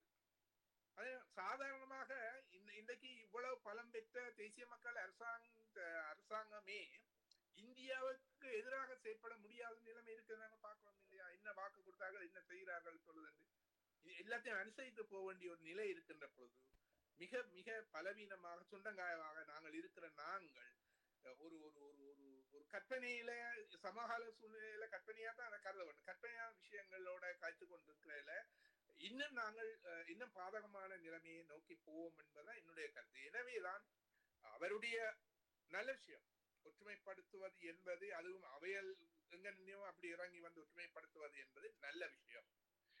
இதுல தமிழரசு கட்சியில அது தமிழக கட்சியில் ஒரு பலவீனம் இருக்குது. தாங்கள்லாம் பெருசு தாங்கள் இதன் செய்ய வேணும் மற்றவர்கள் செய்தால் அதை ஏற்றுக்கொள்ற தன்மை எல்லாம் அவர்களிடம் இல்லை. நீங்கள் அந்த நான் ஒரு கட்டுரையை எழுதியிருக்கிறேன். அதாவது மருமகாரி பிச்சை இல்லைன்னு சொல்ல மாமிக்காரி அவ என்ன பிச்சை இல்லைன்னு சொல்ற நான் பிச்சை இல்லை போவேன்னு சொல்ற மாதிரி ஒரு கஜேந்திரமார் முன்னெடுக்கிறேன்னு சொன்னா ரைட் சரி நாங்களும் சேர்ந்து அதை எப்படி அமைக்க பண்ற எப்படி சேர்றதை பற்றி செய்யணும் இல்லை அது எடுத்தா நாங்கள் தான் செய்யணும் இங்க ஒரு எம்பி உள்ள செய்யலாம்ன்றது அப்படி அணுகுவது எல்லாம் ஒரு அதை மக்கள் சார்ந்து சிந்திக்கிற தன்மை இன்னும் அவர்களுக்கு வரவில்லை என்பதுதான். அப்ப இங்க நான் என்ன சொல்றேன்னால் முன்னெடுக்கிறது சரி இந்த வரையறைகள் எல்லாம் அப்பாற்பட்டு எல்லோரும் ஒன்றிணைந்து என்ன நடவடிக்கைகளை நாங்கள் தூரலக்கா வைப்போம் நடைமுறையில இப்ப என்ன அதாவது விசன் என்ன மிஷன் என்ன அணுகுமுறை என்ன எப்படி இதை நாங்கள் கொண்டு போறோம். இன்றைக்கு நாங்கள் தனிச்சு நிக்கிறோம். உலக பரவம் இந்தியாவும் இல்ல உலகம் இல்ல தெற்கிலேயும் இல்லை, எங்களுக்கிலே பலம் இல்லை, தனிச்சு நிற்கிறோம். இந்த சூழ்நிலையை நாங்கள் விளங்கி கொண்டு முதல் நாங்கள் பலமாக வேணும். புலத்தையும் நாங்கள் புலம்பெயர்ல உள்ளவர்களையும் நாங்கள் ஒன்றிணைக்க வேண்டும். தமிழ்நாட்டு மக்களை ஒன்றிணைக்க வேண்டும். தமிழ்நாட்டு மக்களை நாங்கள் ஒன்றிணைக்காத போது நாங்கள் இந்திய அரசாங்கத்தை எந்த வகையிலும் அசைக்க முடியாது. அப்ப நாங்கள் ஒற்றுமைப்படாமல் இருக்கின்ற பொழுது தமிழ்நாட்டு மக்களை ஒற்றுமைப்படுத்த முடியாது. அப்ப நாங்கள் எல்லோருமே ஒற்றுமைப்படுத்தி நாங்கள் ஒரு தேசமாக திரள்வோம். இங்கே இருக்க தாயகமும் புலப்பெயர்ல இருக்கிற எல்லோருமே தேசமாக திரண்டால் எங்களுக்கு ஒரு பலம் வரும். அப்பதான் எங்களுக்கு வெளியில் உலக ஆதரவை நாங்கள் ஏதோ ஒரு வகையில கவர்ந்திருக்கக்கூடியதாக இருக்கும். அப்ப இப்படியான சிந்தனைகள் தான் எதிர்காலத்துக்கு தேவை என்று நான் கருதுகிறேன். இப்படி இருக்க விலையில அவர் இந்த 2 கட்சிகளை மாத்திரம், அதாவது தமிழரசு கட்சி மற்றும் டெலோ 2 கட்சிகளை மாத்திரம்தான் அழைப்பு விடுத்திருக்கின்றார். ஒரு புதிய அரசியல் சாதனத்தை பற்றி பேசுவதற்கு ஏனைய தமிழ் தேசிய கட்சிகளாக கருதப்படுகின்ற தமிழ் மக்கள் கூட்டணியோ, EPRLF மற்றும் ஃப்ளட் போன்ற ஏற்கனவே முக்கியமான பாராளுமன்ற உறுப்பினர்களை கொண்டிருந்த அந்த கட்சிகளுக்கு அழைப்பு விடுக்கப்படவில்லை. இது இந்த கட்சிகளை பிரித்து தன்னுடைய நடவடிக்கையை முன்னெடுப்பதற்கான ஒரு முனைப்பாக கருத முடியுமா, அல்லது வேறு ஏதாவது ஒரு பின்புறத்திலே இந்த நடவடிக்கை மேற்கொள்ளப்பட்டதாக நாங்கள் கருதலாம்? இதுல நான் நினைக்கிறேன், அந்த 2வது சுற்று பேச்சு வார்த்தையின் போது ஸ்ரீதரனுடையும் செல்வம் அடைக்கலாயும் கதைக்கின்ற பொழுது 25ஆம் தேதி கடந்த 25ஆம் தேதி மீண்டும் கொடுக்கின்ற பொழுது நீங்கள் உங்கள் கட்சி தரப்புகளில் இருந்து யார் யாரை கொண்டு வருவது என்பதை தீர்மானியுங்கள் என்று சொல்லப்பட்டது. அதுல அவர்களுக்கு ஜனநாயக தமிழ் தேசிய கூட்டணியிலிருந்து மற்றவர்களையும் கொண்டு வரக்கான ஒரு வாய்ப்பு தான் சொல்லப்பட்டதாக நான் கருதுகின்றேன். அதே மாதிரி ஸ்ரீதரனுக்கும் அவ்வாறு சொல்லப்பட்டது என்பது உண்மை. ஆனால் நீங்கள் சொல்வது போன்ற ஒரு ஐயம் இருக்கத்தான் செய்கிறது. அதுல நான் அதான் முதலே சொன்னேன், அந்த ஸ்ரீதரனை சுமந்திரனை பற்றி ஒரு ஒரு எதிரான கருத்தை பொதுவெளியில் வெளியிட்ட பின் ஸ்ரீதரனை கூப்பிட்டு இந்த ஒற்றுமைக்கு அழைத்தல், அதை பேச்சுவார்த்தையை தொடங்குதல் என்பது ஒரு கஜேந்திரமார் ஒரு அரசியல் இருக்கிறார், அவருக்கு தெரிஞ்சிருக்க வேண்டும். இப்பொழுது தமிழரசு கட்சியில் ஸ்ரீதரன் நிலை என்ன சாதாரண அவருக்கும் தெரியும். தமிழரசு கட்சியில் ஸ்ரீதரன் தான் நினைத்தது தீர்மானமாக எடுக்க முடியுமா என்ற ஒரு கேள்வி இருக்கு.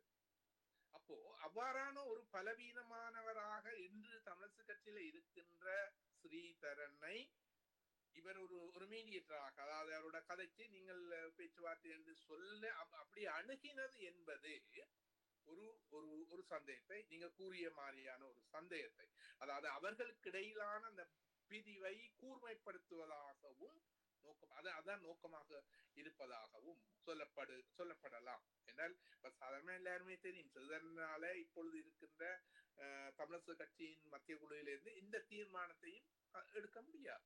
நாங்கள் பார்த்தோமே இந்த பேச்சுவார்த்தை தொடர்பாக என்ன தீர்மானம் எடுக்கப்பட்டது என்று. பிறகு சுவிகே ஐயாவோட சம்பந்த கூட்டத்துக்கு அழைப்பு விடுத்திருக்கிறார்கள். இனியதை அவர்கள் கதைப்பார்கள். அப்ப என்ன என்று சொன்னால், அப்ப இது தெரியாதா?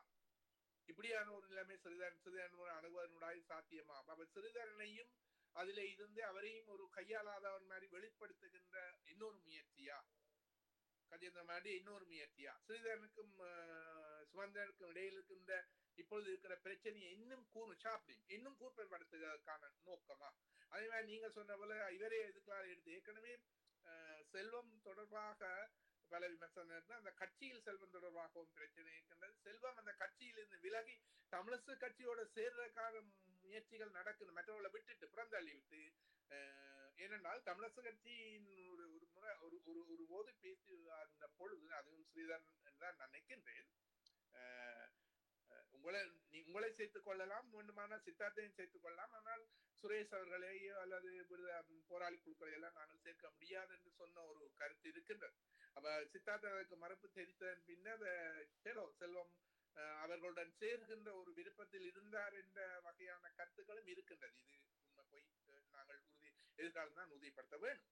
அப்ப இப்படியான ஒரு நிலையில் அதில இருந்து, அதாவது தமிழ் தேசிய கூட்டணியில இருந்து பிரிவினை, இங்கே தமிழரசு கட்சியில இந்த பிரிவினைகள் சமகாலத்தில இவர்கள் அவர்கள் ஒன்றும் சரிவர மாட்டார்கள் என்ற மக்கள் எதிர்பார்ப்புக்கு மாறாக நாங்கள் பாருங்க, நாங்கள் எல்லாம் முயற்சி இவர்கள் தங்களுக்கு அடிபட்டுக் கொள்கிறார்கள், ஒன்றும் வருகிறார்கள் என்பதை நிறுவதனூடாக நீங்கள் குறிப்பிட்டது போல தன்னுடைய கட்சி தான் சிறந்த கட்சி என்று மீண்டும் நிறுவ முயற்சிக்கின்றாரா என்று ஐயப்படுவதில் ஆதாரங்களை நாங்கள் சொல்லலாம். அது தவறு என்று சொல்ல முடியாது. அரசியல் மக்களை பொறுத்த அரசியல்வாதிகளும் இன்றைக்கு நேர்மையாக செயற்படுகிற அந்த ஐயம் தொடர்ந்து இருக்கின்றது. அதை விட ஒவ்வொரு அரசியல் நகர்வுகளுக்கும் ஐயம் எழுப்ப வேண்டியது அவசியமாக இருக்கின்றது. அப்ப அந்த வகையில நீங்கள் கூறியது மாதிரியும் இருக்கலாம், அல்லது கஜேந்திரகுமார் பொன்னம்பல நல்ல நோக்கத்தில் தொடங்கி தன்னுடைய தவறுகள் அனுபவ குறைவுகளால் இவ்வாறு விட்டதாக இருக்கலாம். என்ன பேருந்து சிவஞானம் ஐயாவோட திரும்ப கதைக்கு கடிதம் கொடுத்து கதைக்கிறதுக்கான ஏற்பாடு. என்னால் தமிழரச கட்சியை விட்டுட்டு செல்வம் அடைக்கல் கதைப்பதனூடாக இந்த எதுவும் பிரியோசனப்பட போற இல்லைன்னு எல்லாருக்கும் தெரியும். பிரதான கட்சியை தமிழரச கட்சி விட்டு எதுவும் செய்ய முடியாது. அப்ப அந்த வகையிலே அவர் இறங்கி வந்து அவர் போகிறார். எப்பொழுதும் நாங்கள் கஜேந்திரகுமாரனுடைய நடவடிக்கை தொடர்பாக முன்னெச்சரிக்கையாக இருப்பது அல்லது ஐயம் வெளியிடுவது என்பது நான் தவறாக சொல்ல மாட்டேன். அந்த கட்சி அல்லது கஜேந்திரகுமாரனுடைய கடந்த கால வரலாறு, அவருடைய ஆதரவாளருடைய செயற்பாடுகள் என்ற எல்லாத்தையும் நாங்கள் கற்று கொண்டுதான் ஒரு ஐயத்தை தோற்றுவிக்கிற நிலைமை இருக்கின்றது. தமிழ் மக்கள் கூட்டையும் கூட அழைப்பு விடுக்கப்படவில்லை. நான் நினைக்கின்றேன் அதுல உள்ள பிரச்சனை என்னென்றால், அவர் வந்து அவருடைய பாராளுமன்ற உறுப்பினர்களுக்கான அடுத்த கட்டங்களே அவ்வாறு போகலாமாக இருந்தாலும் அவருடைய ஒரு பரம வைரி தான் உங்களுக்கு தெரியும் மணிவண்ணன் அவர்கள். இப்பொழுது விக்னேசன் அவர்கள் கட்சி நீங்கள் சொன்னது போல கட்சி ஒரு தோன்றாத ஒரு நிலையில இருக்கிறார். கட்சி எப்படி இருக்கிறது என்பது ஒரு கேள்விக்குறியாக இருக்கின்றது. அப்ப தமிழ் மக்கள் கூட்டணிக்கு அழைப்பு விடுதல் என்பது பாராளுமன்ற உறுப்பினரோட கழிச்சவர் சரி, அடுத்த கட்டத்திலேயும் அவ்வாறு இருக்குமா என்றால் தமிழ் மக்கள் கூட்டணியினுடைய அழைப்பு விடுதல் என்பது அவரை பொறுத்த மட்டில் மணிவண்ணனை திரும்ப தானே அரசியலுக்குள்ள அவரையும் ஒரு முக்கிய பங்காக தானே உயர்த்தி வைப்பதாண்டு யோசித்திருக்க கூடும். ஏன்னால் நிச்சயமாக தமிழ் மக்கள் கூட்டணிக்கு அழைப்பு விடுக்கின்ற பொழுது அந்த கூட்டத்துல மணிவண்ணன் தான் கலந்து கொள்வார். வேறு எதுவும் போமாண்டம் அவர்தான் முதன்மையா போவார், கூட பெரியா கூடும். அதை விரும்பாமலும் இருக்கலாம். அந்த நோக்கங்களும் அவருக்கு இருக்கலாம். நிச்சயமாக மணிவண்ணனை எந்த ஒரு சந்தர்ப்பத்திலும் அவர் அது முதன்மைப்படுத்துவதை தவிர்க்கத்தான் கஜேந்திரகுமார் பொன்னம்பலம் பார்ப்பார். அது ஒரு காரணியாக இருக்கலாம். ஆனா இதை கொண்டு நாங்க சொல்ல முடியாது. என்ன பாராளுமன்ற உறுப்பினர்களோட கதைக்க அவைகள் பாராளுமன்ற உறுப்பினர் இல்லை என்ற ஒரு நியாயப்பாடு இருக்குது. அதை நாங்கள் மறக்க முடியாது. இல்லை, ஆமாம். இந்த கஜேந்திரகுமார் அவர்கள் முன்னெடுத்த தமிழ் மக்கள் பேரவையின் தீர்வு திட்டம் தொடர்பாக அவர் இறுதியாக திரு சிவஞானம் அவர்களுடன் பேசிய போது அப்படியான எந்த ஒரு முன்னெடுப்பையும் அவர் முன்னெடுக்காமல் ஒரு புதிய அரசியல் யாப்புக்கு தமிழ் மக்களுடைய பெரும்பான்மை பலம் எங்களிடம்தான் இருக்கிறது என்று காட்ட வேண்டும் என்பதுதான் தனது நோக்கம் என்பது போல திரு சி.வி.கே. சிவஞானம் அவர்களை சந்தித்து பேசிய போது தெரிவித்திருக்கிறார். இந்த பெரும்பான்மை பலம் என்று அவர் சொல்லுகிற விடயத்தை பலரும் விமர்சிக்கிறார்கள். அதாவது 8 பாராளுமன்ற உறுப்பினர்கள் இருப்பவர்களும் ஒரு பெரும்பான்மை அல்ல, தங்களையும் சேர்த்தால்தான் தமிழ் பிரதேசங்களிலே உங்களுக்கு பெரும்பான்மை இருக்கிறது என்ற ஒரு கருத்தை அவர் முன்வைப்பது விமர்சிக்கப்படுகிறது. இதை நீங்கள் எப்படி பார்க்கிறீர்கள்? அந்த பெரும்பான்மை என்பது கட்டாயம் என்று நாங்கள் எதிர்பார்க்கலாம். நினைக்கின்றேன் ஒன்று, இந்த பாராளுமன்ற தமிழ் பெரும்பான்மை ஒன்றினால் எதையும் சாதிக்க முடியாது. அதை நாங்கள் தெளிவாக விளங்கிக் கொள்ள வேண்டும். சுருக்கமாக சொன்னால் பாராளுமன்றத்தினாலேயே நாங்கள் உறுப்பினராக இருப்பதன் ஊடாக பெரிதாக ஒன்றும் சாதிக்க முடியாது. இன்றைய ஒரு 3-2க்கும் கூடுதலான பலனுள்ள ஒரு அரசு இருக்கின்ற பொழுது நாங்கள் நிச்சயமாக அது ஒரு சிறிய பங்கு வகிக்கலாம். அதாவது எங்கள் பிரச்சனைகளை பொதுவெளிக்கு உள்ளும் வெளியிலும் கொண்டு வர்றதுக்கான ஒரு ஊடகமாக இருக்கலாமே ஒழிய, நிச்சயமா நீங்க பாத்தீங்கன்னா தெரியும், பாராளுமன்றத்துல கதைக்கிற விஷயங்களுக்கான நடவடிக்கைகள் மிக அரிதாக எடுக்கப்படும். சில வேளை அரிதாக அதை பார்க்கிறோம் என்று சொல்வார்கள். அந்த பேருந்து அது நடவடிக்கைகள் பெரிதாக எடுக்கப்படுவதில்லை.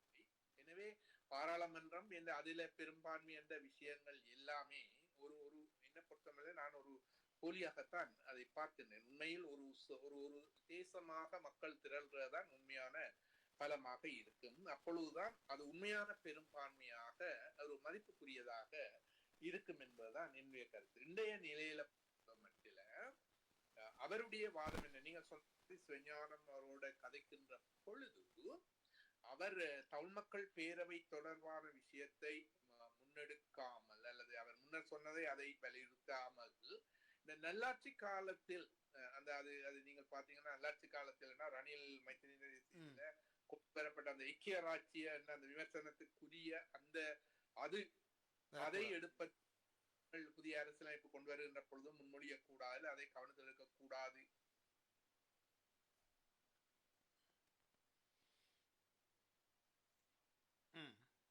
காலத்தின் விஷயம் கைவிடப்பட்டு என்று அவர் சொல்லியிருக்கிறார். அதிலும் ஒரு பிரச்சனை இருக்கின்றது. விஞ்ஞானம் ஐயா எவ்வாறு அதை தனித்துவமா சொன்னார், எங்க கூடி முடிவெடுத்ததா அதை விடுறதா இல்லையா என்று சொன்னார். ஆனா 7 பேர் கொண்ட அரசியல் குழுவே அதை செய்யும் என்று அவர்களே நியமித்து போட்டு பேருந்து ஐயா ஒரு முடிவை சொல்லுகிறார். இதுகள் எல்லாம் கொஞ்சம் ஒரு ஒரு முந்திரக்கொட்டை மாதிரி இப்போ பிரச்சனைகளை முன்னுக்கு கொண்டு வருகிற பிரச்சனையா இருக்கு. ஆனால் ஏற்கனவே சுதந்திரன் அதை பற்றி சொல்லுகின்ற பொழுது நல்லாட்சி காலத்தில் கொண்டு வரப்பட்ட விடயம் இருக்கின்றது. அதை விட வேறு வேறு இடங்களிலும் நாங்கள் தமிழ் மக்கள் பிரச்சனை அது எல்லாவற்றையும் கவனத்தில் எடுக்கணும் என்று சுதந்திரன் சொன்ன ஒரு விஷயம் இருக்கின்றது. நாங்கள் கருத்தில் எடுக்க வேண்டும். இது தமிழரசு கட்சியோ அல்லது கஜேந்திரகுமாரோ இவைகள் எல்லாம் தனித்தெடுக்கிற விஷயங்கள் அல்ல, எல்லோரும் சேர்ந்தெடுக்க வேண்டிய விஷயம். அப்ப இப்படி ஒரு ஒரு கருத்து இருக்கின்ற பொழுது உண்மையில இங்க என்னன்னு சொன்னால் முதல் கேள்வியோட தான் இது சம்பந்தப்படுதுன்னு நினைக்கின்றேன். எனக்கு எங்களை பொறுத்தமல்ல கஜேந்திரகுமாரோட இந்த செயற்பாடு கூட மேலும் ஒரு ஐயத்தை தூண்டுவதாகத்தான் இருக்கின்றது. அதாவது அப்படி வந்தவர்கள் பேருந்தும் அடுத்த கட்டத்துக்கு ஒரு கீழ்றாங்க அவர் இப்படி இதன்னொன்னு இல்ல ஐயாட்ட அவரே நேரடியா எங்களுக்கு வந்தா நான் கதைக்கலாம்னா போய் நேரடியா கதைத்து நான் ஒற்றுமைக்காக எல்லாவற்றையும் என்னுடைய தன்மானத்தையும் இழந்து போய் எல்லாம் செய்யறேன். ஆனா இவங்க வராங்க இல்லைன்னு நிறுவுறதுதான் கடைசியில முடிய போதோ தெரியல. ஆனா அது அவ்வாறு நடக்கக்கூடாது, நல்லதே நடக்கணும் என்று நாங்கள் விரும்புவோம் மக்கள் சார்பாக. ஆனால் இந்த விடயங்களை பொறுத்த மட்டில இப்பொழுது நாங்கள் எந்த தீர்வு என்ற ஒரு விஷயத்தை என்ன தீர்வு என்பது ஒற்றுமைக்கு முந்தியது அல்ல. அதாவது நாங்கள் மாட்டுக்கு வண்டில கொண்டு மாடு கட்டக்கு முன்னம் மாட்டை வண்டியில் இது கட்டுறது இல்ல, வண்டியில கட்டுறது இல்ல. அப்ப அந்த வேலை பார்க்கின்ற பொழுது முதல் சேருவோம். பல்வேறு கொள்கைகள் உடையவர்கள் எல்லோரும் சமஷ்டி அல்லது அதிகார பரவலாக்கம் என்று சொல்பவர்கள். ஆனால் நடைமுறையில சாத்தியமான விடயங்கள் தொடர்பாக கருத்து வேறுபாடு இருக்கின்றது. எல்லாரும் மிரட்டுது. ஒரு மேசையில இருக்கட்டும், ஒரு மேசையில இருந்து தான் தீர்மானிக்கணுமே ஒழிய இப்பவே நாங்கள் தமிழ் மக்கள் பேரவையோ நல்லாட்சி காலம் என்றோ என்ன தீர்வு என்பதை நாங்கள் வரையறுக்க கூடாது என்று நினைக்கிறோம். அப்ப ஏனென்றால்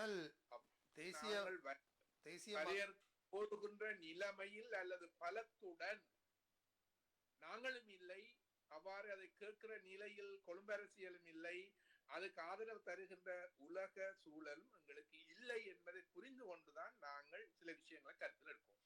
ஆனால் ஏன் இந்த தமிழ் பரப்பில் இருக்கக்கூடிய கட்சிகள் தேசிய மக்கள் சக்தி அல்லது ஜனாதிபதி அவர்கள் முன்னெடுக்கின்ற இந்த நல்லாட்சி காலத்தில் முன்னெடுக்கப்பட்ட அரசியல் விடயத்தை தற்சமயம் ஏற்றுக்கொள்ள முடியாது, அது ஏற்கனவே கைவிடப்பட்ட ஒன்று என்ற விதமாக கருதுவது என்பது இன்னமும் தீர்வுகள் தள்ளி போவதற்கும் இந்த அரசாங்கம் முன்வைக்கிற ஒரு தீர்வை தன்னும் நாங்கள் பற்றி கொண்டு முன்னேற வேண்டும் என்ற அந்த முயற்சிகளுக்கு கூட ஒரு முட்டுக்கட்டையாக இருப்பதாக மக்கள் இங்கே முகநூலில் கூட பதிவிட்டிருக்கிறார்கள். இதை நாங்கள் எப்படி பார்ப்பது? நீங்கள் சொல்ற நல்ல விஷயம் என்னென்றால் அரசியல்ல எதிர் கோரிக்கையுடன் போராடுபவர்கள் பந்தை அடுத்தவன கோலுக்குள்ள தட்டி விட்டுட்டு நிக்கணும். இது என்னடா என்றால் அவனுக்கு சுவமா நாங்களே பந்தை போட்டு எங்கட கோலுக்குள்ள வச்சு அடிச்சு கொண்டு இருக்கிறோம். அது தவிர்க்கப்பட வேண்டிய விஷயம்.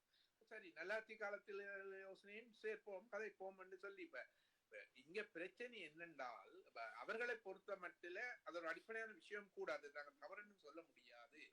இந்த ஒற்றையாட்சி என்ற ஒரு கட்டமைப்பு இருக்கின்ற பொழுது இவர்கள் இந்த கையால தான் அந்த கையால எடுத்துடுவாங்க என்ற ஒரு பயம் இருக்கின்றது. ஏற்கனவே மாநசபைக்கு தந்த அதிகாரங்கள் கொடுக்கப்பட்ட தெரியும்.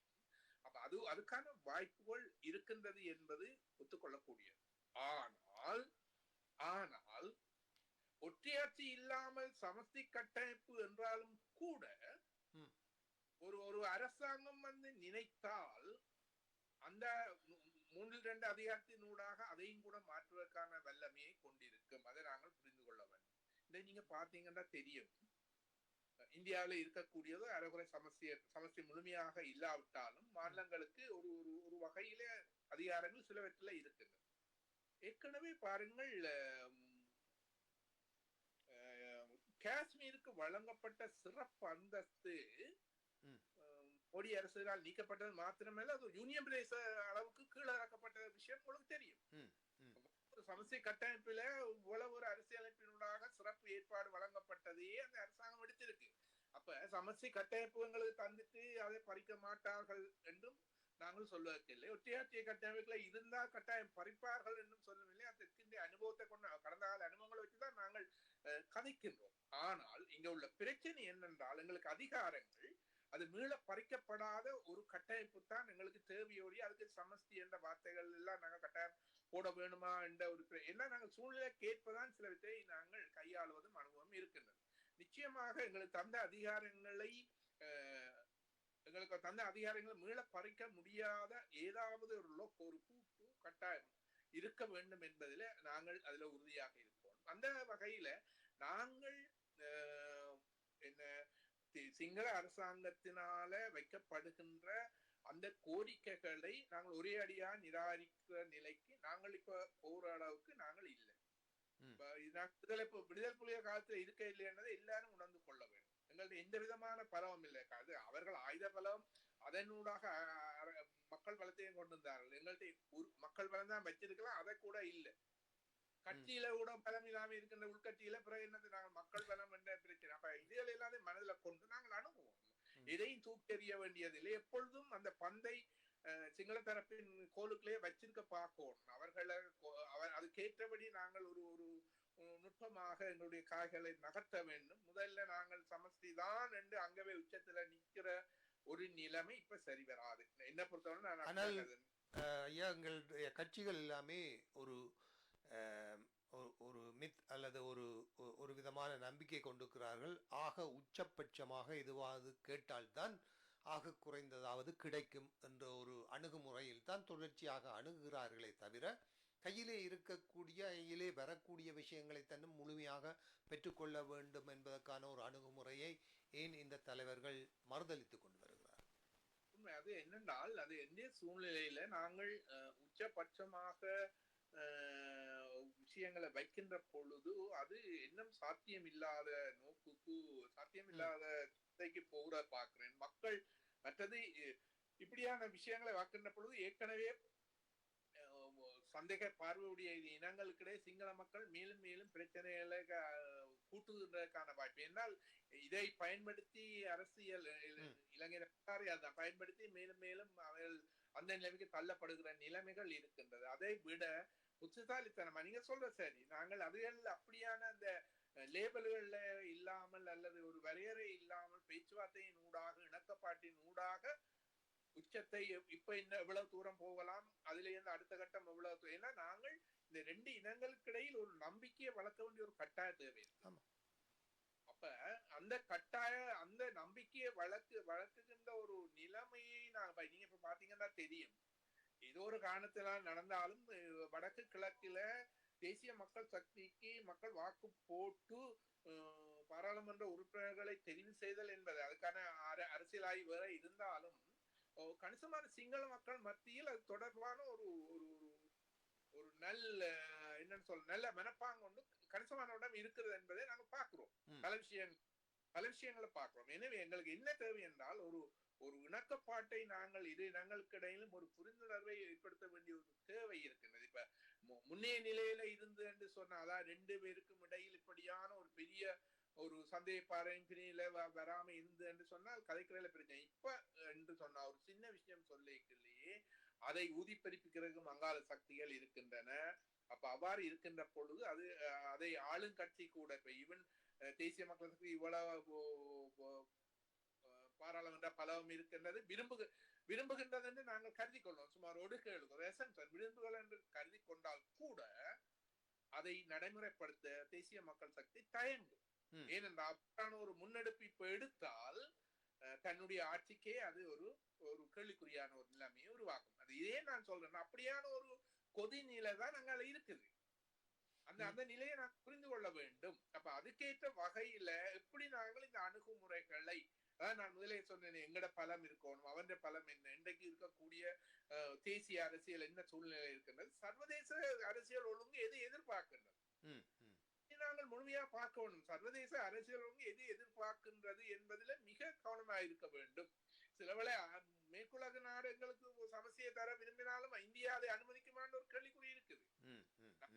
முடியாது. அப்ப இப்படியான விஷயங்கள் எல்லாவற்றையும் நாங்கள் பார்த்துத்தான் இவை எல்லாவற்றுக்கும் இணங்கத்தான் எங்கட நடைமுறையில கொண்டு செல்ல வேண்டும். அதற்காக எங்களுடைய அந்த தூர நோக்கம் விடணும் என்பது அல்ல, அதை முதன்மைப்படுத்தாது. ஆனால் அதை நோக்கி எப்படி யாருக்கும் எந்த ஒரு தீங்கும் இல்லாம இலகுவாக வழிநடத்த முடியுமோ அதையெல்லாம் நாங்கள், அதான் உண்மையான அரசியல் ராஜேந்திரம் அல்ல சாணக்கியம் என்று சொல்லுகிறோம். இந்த சந்திப்புகளிலே அதிகமாக பேசப்படுவது, நாங்கள் எல்லா கட்சிகளும் ஒன்றிணைந்தால் மீளவும் தமிழ் தேசிய அரசியலிலே எமது பிரதிநிதித்துவத்தை முன்னிலைப்படுத்தலாம் என்ற ஒரு விவகாரத்தை தான் முதன்மைப்படுத்துவதாக தெரிகிறது. பாராளுமன்றத்திலே எமது பிரதிநிதித்துவத்தை முன்னிலைப்படுத்த வேண்டும் என்று.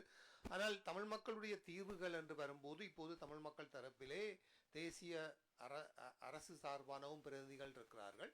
இந்த கட்ட பேச்சுவார்த்தைகள் நாங்கள் எதிர்பார்க்கலாமா? ஒரு காலகட்டத்திலே தேசிய அரசாங்கத்தில் இருக்கக்கூடிய பாராளுமன்ற பிரதிநிதிகளுடனான முதலாவது ஒரு சந்திப்பாக, தமிழ் பிரதிநிதிகளுடனான சந்திப்புகளுக்கு இவர்கள் தயாராகவார்கள், அல்லது அவர்களையும் இந்த அதிகார பரவலாக்கல் என்ற விவகாரத்திலே தமிழ் மக்களுடைய கருத்துக்களை அரசுக்கு தெரிவிக்கும் ஒரு முயற்சியிலே அவர்களை இணைப்பதற்கான வாய்ப்புகள் இருக்கிறதா? அதற்கான வாய்ப்புகள் மிக குறைய நான் கருதுகின்றேன்.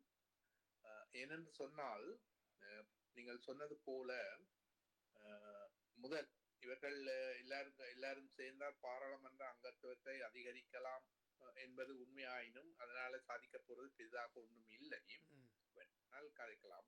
இரண்டாவது, நீங்கள் கூறியது போல இந்த இப்பொழுது தேசிய மக்கள் சக்தி அரசாங்கத்தில் தெரிவு செய்யப்பட்டவர்களையும் இணைத்து ஒரு ஒரு ஒரு தீர்வுக்கான நாட்டத்தை செய்யலாமா என்றால் ரெண்டு சிக்கல் இருக்கின்றது. தேசிய மக்கள் சக்தி உறுப்பினர்களை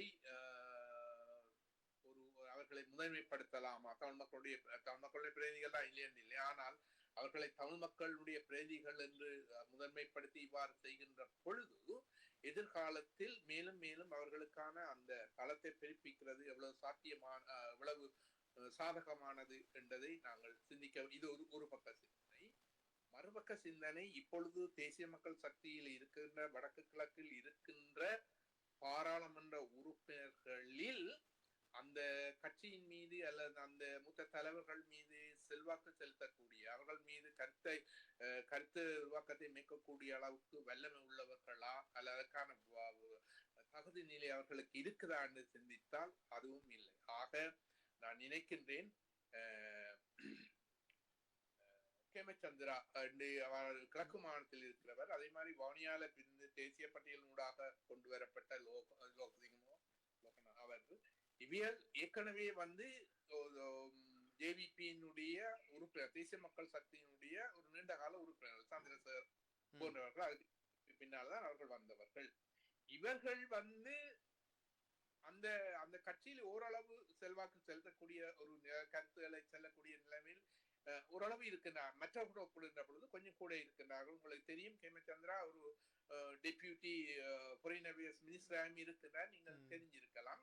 அப்ப அவருக்கு ஒரு அதுவும் டெபியூட்டி மினிஸ்டர் மாத்திரமில்ல, ஃபாரின் அஃபேர்ஸ் கொடுத்திருந்தால் அவர் அந்த கட்சி தொடர்பாக இவ்வளவு ஒரு நம்பிக்கைக்குரிய நபர் என்பதை நீங்கள் விளங்கிக் கொள்ள முடியும். சந்திரசேகரும் அப்படித்தான். அப்ப ஏன் நான் இதை சொல்றேன் என்றால், இவர்களை தவிர மற்றவர்களால எதுவும் செய்ய முடியாது. இவர்கள் எதுவும், அதாவது அந்த கட்சியினுடைய நிரந்தர கொள்கைக்கு மாறாக எதுவும் செய்ய மாட்டார்கள், கதைக்க மாட்டார்கள். அதாவது வேற வார்த்தையில சொன்னா, தமிழ் மக்களுடைய அபிலாசைகளை அவ்வாறே எடுத்து சொல்ற அளவுக்கு இவர்கள் இல்லை. அப்ப ஒரு கொஞ்சம் பேருக்கு அதற்கான தகுதியோ வாய்ப்போ இல்லை, வாய்ப்பு இருக்கிறவங்க கூட அப்படி சொல்ல மாட்டார்கள். எனவே இன்றைய பொழுதில அவர்களையும் இணைத்து ஒரு தீர்வுக்கு போக வேண்டிய ஒரு தேவை இல்லை என்று நான் கருதுகிறேன். நாங்கள் ஒற்றுமைப்பட்டு நேரடியாகவே மூத்த தலைவர்களுடன் அரசாங்கத்துடன் தீர்மானம் எடுக்கின்ற நபர்களுடன் நேரடியாகவே கதைக்க முடியும் என்ற இவர்கள் வேற வார்த்தையில சொன்னால் அரசாங்கத்தின் முடிவுக்கு எந்த வகையான மாறுதல்களையும் இப்ப இருக்கின்ற தேசிய மக்கள் பிரதிநிதிகள் எடுக்க மாட்டார்கள்.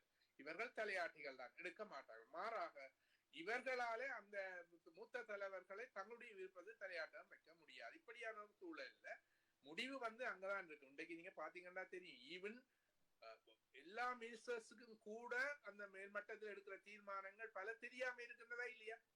இருக்கின்றது. அப்படியான ஒரு அரசாங்க கட்டமைப்பு தான் அங்க இப்ப இருக்கின்றது. நாங்கள் கொள்ள வேண்டும். எனவே நாங்கள் பூசாரியோட தெய்வத்தோட போய் நேரடியாகவே பேச்சுவார்த்தையில ஈடுபடுறதுதான் நல்லது என்று நான் கருதுகிறேன். அதுக்கு முன்னாடி நாங்கள் முதல் என்ன பேச போறோம், எல்லாரும் உண்டாக இதுதானே முதல் எங்களுக்கு அவங்களோட பேசுறது. தமிழ் மக்கள் தரப்பிலே கூட இப்போது இவியல் தமிழ் மக்கள் பேரவையின் ஒரு தீர்மானத்தை முன்வைக்கிறார்கள். தமிழ் தேசிய தமிழரசு கட்சி கோட்டபாய ராஜபக்ஷ காலத்தில் தாங்கள் வரைந்த வரவு தொடர்பாக பேசுகிறார்கள் என்று ஒரு நிலைமை இருக்கிறது. அதே நேரம் ஜனநாயக தமிழ் தேசிய கூட்டணியினர் தற்சமயம் மாகாண சபை மோரமை போன்றவற்றுக்குள் தான் இப்போதும் நிற்கிறார்கள். இந்த தரப்புகளால் எப்படி ஒன்றுபட முடியும் என நாங்கள் எதிர்பார்க்க முடியும்? அதான் நான் அதான் முதலே சொன்னேன். அப்படியான அந்த வரம்புகளை வைத்துக் கொண்டால் ஒன்றுபட முடியாது. ஒன்றுபட்டதன் பின்னர் எது சாத்தியமோ எதை அடைய போறோமோ அதை பற்றி சிந்திக்கிறதா நல்லதுன்னு நான் நினைக்கிறேன். முதலே நாங்கள் இப்படி என்று சொன்னா நீங்க சொன்னது போல ஒற்றுமைப்பட முடியாது. இப்ப ஏன்னா தமிழ் தேசிய கூட்டணி அவர்கள் உயர்ந்தபட்ச சமஸ்தி அப்படி இப்படி என்று சொன்னாலும் கூட அவர்கள் இந்தியாவின் நிலைப்பாட்டுக்கு அப்பால கடுகலாம் மாட்டார்கள். அது எங்களுக்கு ஈவன் நீங்க பாத்தீங்கன்னா தெரியும், இந்த யாழ்ப்பாண கலாச்சார மையத்துக்கு பேர் மாற்றிய விஷயத்துல இதுவரை அந்த கட்சியை சார்ந்த தலைவர்கள் யாருமே கொடுக்கவில்லை. அதே இந்திய அரசாங்கத்துக்கு அவர்கள் அப்படி செய்ய மாட்டார். இந்திய அரசாங்கம் இதுக்காக ஒரு துணைமையை செய்ய மாட்டார்கள். இப்ப அதுக்காக அவர்கள் சமஸ்தியை விரும்பவில்லை என்றோ அல்ல, அப்படி இல்லை. அப்ப நாங்கள் என்னென்னால் நாங்கள் இருக்கின்ற அந்த பொருட்களை வைத்துக் கொண்டுதான் என்னத்தை கட்டுவது என்று யோசிக்க வேண்டும். சரிதானோ? நாங்கள் ஒன்றுமே இல்லாம எட்டடுக்கு மாளிகை கட்டுவோம் என்று யோசிச்சு கொண்டு இருந்தோம் என்று சொன்னால் கடைசியில குடிசையும் இல்லாம போடும். நீங்க சொல்ற சரி. அப்ப நாங்கள் இதை முதல் செய்யலாம், இதை அடுத்த செய்யலாம். அதுக்காக வேண்டி நாங்கள் எங்கள் லட்சியத்தை விட இல்லை. இப்ப சிம்பிளா நான் ஒரு தனி மனிதர், நான் ஒரு பெரிய செல்வந்தனாக வர வேண்டும் என்று விரும்புகிறேன். செல்வந்தனாக வர விரும்புறேன்னா ஒரேடியா வாரன்னா கொள்ளை அடிக்கணும் அங்கே சரியான முறையில். அப்ப கொஞ்சம் கொஞ்சமா தான் சேகரிச்சு அதுல இருந்து கொஞ்சம் பெருக்கி தான் செல்வந்தா வரலாம். கடந்த நீங்க இப்ப உலகத்துல உள்ள பணக்காரர்கள் கடந்தால வரலாறு பார்த்தா எங்களுக்கு தெரியும் தானே. இப்ப நான் சாத்தியம் அதைகளை பற்றி தான் சிந்திக்கணும். அதுக்காண்டி நான் இப்ப செல்வந்தனா வாரணுன்ற கொள்கையை விட இல்லை, நான் வருவேன். ஆனால் அதை எப்படி அடைகிறது என்றதுதான் எங்களுக்கு முக்கியமாக இருக்கின்றது. அது எல்லாத்தையும் அவர்கள் யோசிக்க வேண்டும். அதான் நான் ஆரம்பத்தில் சொன்ன மாதிரி வெறும் கோட்பாடுகளையும் கோஷங்களையும் கொண்டு எங்களுடைய அரசியலை வழி நடத்துவதன் காரணமாக தான் இன்றைக்கு இவ்வளவு நிலைமைக்கு நாங்கள் தாழ்ந்திருக்கிறோம். நல்லது. ராஜ், தொடருங்கள் உங்கள் இறுதி கேள்விகளுடன்.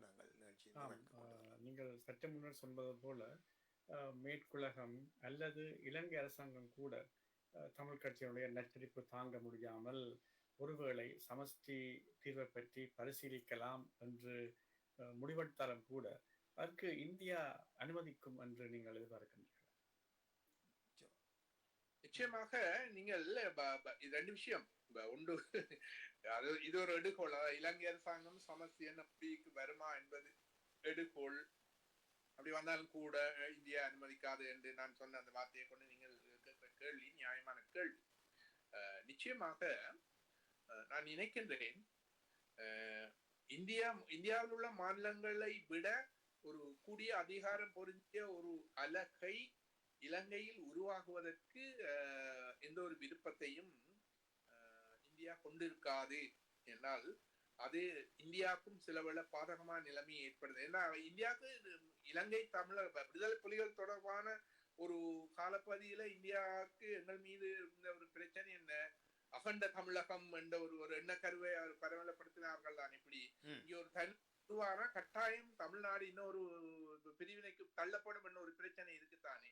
அதே மாதிரி இங்கே தமிழ்நாட்டு அரசை விட இங்குள்ள இங்குள்ள இது உயர்ந்த ஒரு சமர்ச்சி என்னொன்னு அவர்கள் எப்படி தனிநாடு அங்கேயும் விரும்புகிறார்கள், அதே மாதிரி தங்களுக்கும் அந்த அதிகாரத்தை இவ்வளவு கோடி பேர் இருக்கிறோம், இவ்வளவு இருக்கிறோம், நாங்கள் இப்படி எல்லாம் இருக்கிறோம், இவ்வளவு பாராளுமன்ற உறுப்பினர் நாங்கள் வைத்திருக்கிறோம், அங்கே ஒரு சின்ன நாடு எப்படி இருக்கு எங்களுக்கு தரக்கூடாதுன்னு அவர்கள் கோரிக்கை விடலாம். அது இப்பொழுது இருக்கிற மோடி அரசாங்கத்தின் கொள்கைக்கு மிக எதிரான ஒரு இப்ப அவர் எல்லாம் ஒருமுகப்படுத்துற கொள்கை தானே.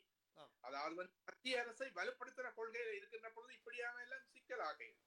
இப்ப நான் அது சொன்னேன் என்னென்றால் இந்தியா இப்ப ஈவன் போலீஸ் காணி அதிகாரங்களை கூட போலீஸ் அதிகாரத்தை கூட எவ்வளவு தூரம் விரும்பும் என்றதில் ஒரு கேள்விக்குறியாக இப்ப இருக்கு. அவரே உருவாக்கின ஒரு அரசியல் அமைப்பு தான். ஆனாலும் இப்ப அதுக்கு ஒரு பிரச்சனை இருக்குது, தெற்கிலையும் இருக்கின்றது. இந்தியா பொறுத்தமட்டிலும் அப்படியான பிரச்சனைகள் இருக்கின்றது.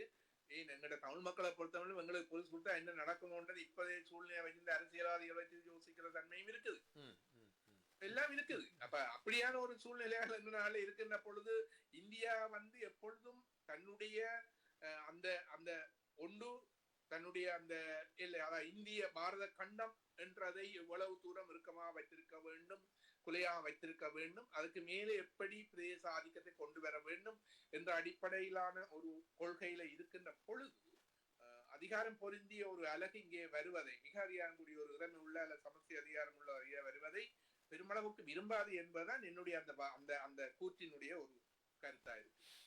தற்சமயம் இந்தியா ஒரே நாடு ஒரே சட்டம் என்ற தனது வரவை பாராளுமன்றத்தில் முன்வைத்திருப்பதாக செய்திகள் என்று வந்திருக்கிறது.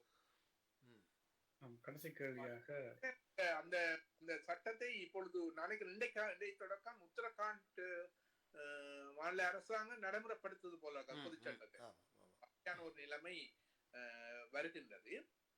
அதுல சில சாதக பாதமா இருக்கு. என்ன பிரச்சனை என்றால் ஒரு நாட்டுக்கு சில விடயங்களில் பொதுவான சட்டங்கள் என்பது வரவேற்கக்கூடிய ஒன்றுதான்.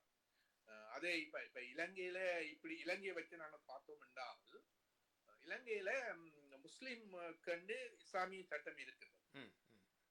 இஸ்லாமிய சட்டத்தை பொறுத்த மட்டில் அங்கே திருமண வயது சரியான முறையில தெளிவுபடுத்தவில்லை. பொதுவாக 12 எடுக்கிறார்கள். ஆனால் அதுக்கு முன்னதாகவும் திருமணம் செய்தாலும் அது ஒரு சட்ட குற்றமாக அங்கே கருதுகிற விஷயம் இன்னும் இல்லை. ஆனால் இந்த சட்டத்தையே இஸ்லாமிய பெண்கள் அல்லது இஸ்லாமிய மாதர் அமைப்புகள் இன்னும் சமூக ஆதரவுகள் எதிர்க்கிறதை நாங்கள் பார்க்கின்றோம்.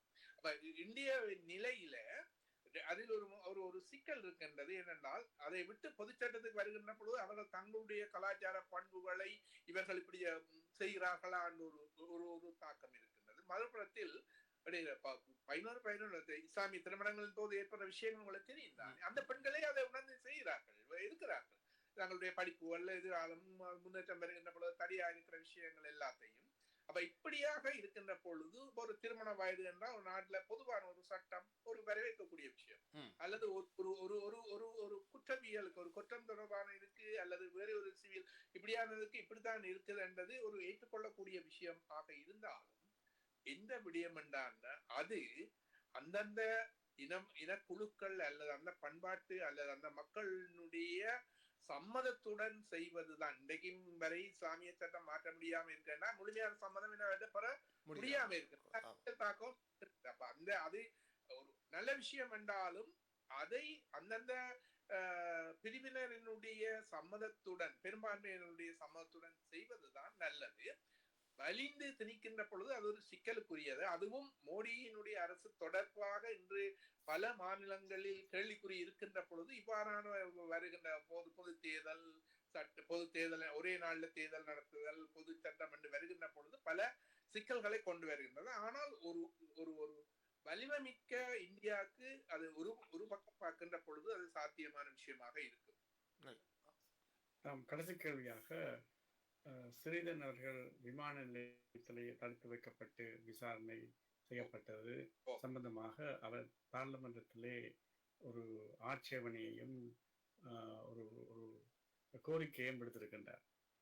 இது சரியான முறையிலே விடுக்கப்பட்ட கோரிக்கையாக எடுத்துக்கொள்ளலாம். அதாவது விமான நிலைய அதிகாரிகளை விசாரிப்பதை விடுத்து தன்னுடைய கட்சியைச் சேர்ந்த சுமந்திரனை மற்றும் முன்னர் வடமாகாண சபை உறுப்பினராக இருந்த அசீமையும் சேர்த்து இதிலே அவர்களை விசாரிப்பதன் மூலம் மேலதிகமான விடயங்களை பெற்றுக்கொள்ள முடியும் என்ற வகையிலே இந்த கட்சி விஷயத்தை பார்லமெண்டத்திலே எடுத்து சென்றது எவ்வகையிலே நியாயப்படுத்தக்கூடியது? இதுல ரெண்டு விஷயம் இருக்கின்றது. ஒன்று, சிறிதனுடைய அந்த விமான நிலைய கடவுல நடந்த விஷயங்கள் ஒரு விஷயம் இருக்கின்றது. அந்த விடயம் தொடர்பாக பாராளுமன்றத்தில் தன்னுடைய சிறப்புரிமை மீறப்பட்டமை தொடர்பாக குரல் எழுப்புவதற்கு சிறிதனுக்கு பூரண உரிமை இருக்கு. அதை யாரும் மறுக்க முடியாது. ஏனென்றால் அவர் ஒரு பாராளுமன்ற உறுப்பினர், சரியான காரணங்கள் கூறப்படாமலும் வெவ்வேறு வகையான சாட்டுகள் சொல்லப்பட்டும் அவர் நான் நினைக்கிறேன் அவர் வேலைக்கு போயிட்டார். 2.5 மணி நேரம் முன்னமே இருந்த பொழுது கடைசி அவர் 7 நிமிஷத்துக்கு முன்னர் தான் விமானத்துக்கு ஏற அனுமதிக்கப்பட்டிருக்கின்றார். அதுவும் ஹக்கீம் இல்லை என்றால் அது போயிருக்கு. ரவி ஹக்கீம் அவர் என்றால் அது இல்லாம போயிருக்கும். அப்ப அந்த வகையில ஒரு பாராளுமன்ற உறுப்பினர் தெரிந்து கொண்டும் ஒரு சரியான காரணங்களை காட்டாமல் அவரை அவ்வாறு நடத்தி கொண்டது என்பது எந்த வகையிலும் ஏற்றுக்கொள்ள முடியாது. அது தொடர்பாக அவர் பாராளுமன்றத்தில் முறையிடவும் சபாநாயகரிடம் அதோட விசாரணை மேற்கொள்ளவும் அது தொடர்பான நீதிக்கும் அவருக்கு உரிமை இருக்கின்றது. ஆனால் மறுபுறத்தில் வெறும் ஊடக செய்திகளை வைத்துக் கொண்டு பாராளுமன்றத்துடன் எந்த வகையிலும் தொடர்புடையாத நபர்களை பற்றி சபாநாயகரிடம் அவர்களை விசாரிக்க வேண்டும், அவர்கள் தொடர்பான கருத்துக்களை கேட்க வேண்டும் என்பது மிக சிறப்புள்ளது. ஏனென்றால் பாராளுமன்றத்தினால விசாரிக்கக்கூடிய நடவடிக்கை எடுக்கக்கூடிய விடயங்கள் இருக்கு. சில வேளைகளில் சுதந்திரன் பாராளுமன்ற உறுப்பினராக அதுக்குள்ள இருந்திருந்தால் அதை அவர் எதிராக பேசுகின்ற ஒரு பேச்சாக கூட அதை நாங்கள் மன்னித்து விடலாம். அதுக்குள்ள கருதி முன்னால்தான் வந்த சொல்ற மாதிரி குற்றஞ்சாட்டி நீங்களும் இதுல சம்பந்தப்பட்ட எதிர்கட்சி உறுப்பினரோட கதைக்கிற மாதிரி கதைத்த வகையில். ஆனால் அவர் மீது அவருடைய கருத்து இதுக்கு மேலாக கனடாவில் இருக்கிற ஒருவன் நான் நினைக்கிறேன் முகநூல்லையோ எக்ஸலத்திலேயோ பதிவு செய்யப்பட்ட விடயங்கள் தொடர்பாக அதுக்கெல்லாம் முடிச்சுகளை போட்டு இவர்கள் தான் இதன் பின்னணி என்று பிரச்சாரம் செய்வதும் அதை பிரச்சாரம் செய்யறது அது சாதாரண விஷயம். முகநூல்ல ஆதரவாளர்கள் அப்படி எல்லாம் செய்து கொண்டார்கள்.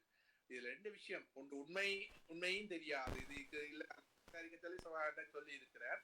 எனவே அது விசாரணை வந்த அப்புறம் அந்த உண்மை நிலைகள் வருமானதும் தெரியாது. 2வது ஒன்றுமே அவர்களுடைய பின்புலம் இதுல இருக்காண்டு எந்தவித உறுதிப்படுத்தலும் இல்லாமல் இருந்தாலும் கூட அதை கதைக்க வேண்டிய இடத்துல இப்ப ஒரு பின்புலம் இருந்தாலும் ஒரு கிரிமினல் ஒரு குற்றவியல் சம்பந்தமாக ஒரு வழக்கு தொடுக்கிறது என்பது ஒரு வேறு முறை இருக்கு. அதை செய்யலாம். பாராளுமன்றத்தில் அப்படி தனியவர்கள் மீதான குற்றஞ்சாட்டுதல்கள் அது ஒரு சிறுபிள்ளைத்தன்மை. அதை நாங்கள் பொதுவாக அதை எந்த வகையிலும் ஏற்றுக்கொள்ள முடியாது. ஏன்னா பாராளுமன்ற உறுப்பினராகவே இல்லை, அல்லது வேறு அதே அரசு அதிகாரிகளாகவோ அல்லது வேறு ஒருவராகவும் இல்லை. அதாவது பாராளுமன்றத்தினுடைய ஆட்சி அதிகாரத்துக்கு நடவடிக்கை கூடிய எல்லைக்குள் இப்பொழுது சுதந்திரம் இல்லை, அல்ல இல்லை. அது என்னன்னு தெரியாது, அது என்ன நடந்ததுன்னு தெரியாது. எத்தனை காரணிகள் இருக்கலாம். ஏன்னா அரசாங்கம் கூட அப்படியான ஒரு செயற்பாட்டை செய்திருக்காண்ட என்ன உறுதி இருக்கு? அரசாங்க அதிகாரிகள் அவ்வாறான நடவடிக்கை எடுத்திருந்தால் கூட அதை அரசாங்கம் வெளியிலே சொல்ல வேண்டிய அவசியம் இல்லை. அது ஒரு புலனாய்வு. அரசாங்கம் அதை சமாளிச்சுதான் தகவலை விட்டு அவர்கிட்ட மாற்றம் வழங்கியாச்சு ஏதாவது ஒரு போலிக்காரன்னு சொல்லி தப்பிச்சு கொள்ள பார்க்கும். இப்ப இதுதான் பிரச்சனை ஒழிய இது ஒரு எந்த வகையிலும் ஒரு ஏற்றுக்கொள்ளக்கூடிய வகையில இதுதான் எங்கட மக்கள் மத்தியில இவர்களுடைய அந்த நம்பிக்கை இழப்பும் அதிர்ச்சி நம்ம குழந்தை பிள்ளைத்தனங்களின் காரணமாக இப்ப இப்படி யோசிக்கிறார்கள். என்னப்பா தங்கட கட்சிக்கு இல்லையே ஒற்றுமையை போட முடியாதவர்கள் மற்ற கட்சியையும் தமிழ் மக்களையும் இப்படி ஒற்றுமையாக மக்கள் எல்லாரும் 1-2 எங்களுக்கு ஆதரவு தர வேண்டும் என்னன்றா கேட்கிறாங்க என்று சாதாரண சிரமம் சிந்திக்கும் இல்லை. அதையே இவர்கள் சிந்திக்கிறார்கள் என்றுதான் எங்களுக்கு புரியவில்லை. நன்றி. நிகழ்ச்சியோடு நம்மோடு கலந்து கொண்டு ஒரு நீண்ட கலந்துரையாடல், ஆனால் மிகவும் ஆழமான உங்கள் கருத்துக்களையும் விரிவான பார்வையும் மிகவும் யதார்த்தமான பார்வைகளையும் நம்மோடு பகிர்ந்து கொண்டதுக்கு எமது மனமார்ந்த நன்றிகளை உங்களுக்கு தெரிவித்துக் கொண்டு மீண்டும் இன்னும் ஒரு சந்தர்ப்பத்தில் ஃபோக்கஸ் தமிழ் வானொலியோடு இணைந்து நாங்கள் பயணிக்க உங்களை அன்பாக கேட்டுக்கொண்டு உங்களிடமிருந்து விடைபெறுகிறோம். நன்றி, வணக்கம். நன்றி, வணக்கம். நன்றி, வணக்கம். நேர்கள் இதுவரை ஃபோக்கஸ் தமிழ் வானொலியில் அரசியல் ஆய்வாளர், சமூக செயற்பாட்டாளர், சட்டமானி திரு கந்தையா அருந்தவபாலன் அவர்கள் பங்கு பற்றிய சதுரங்கம் நிகழ்ச்சி இடம்பெற கேட்டீர்கள்.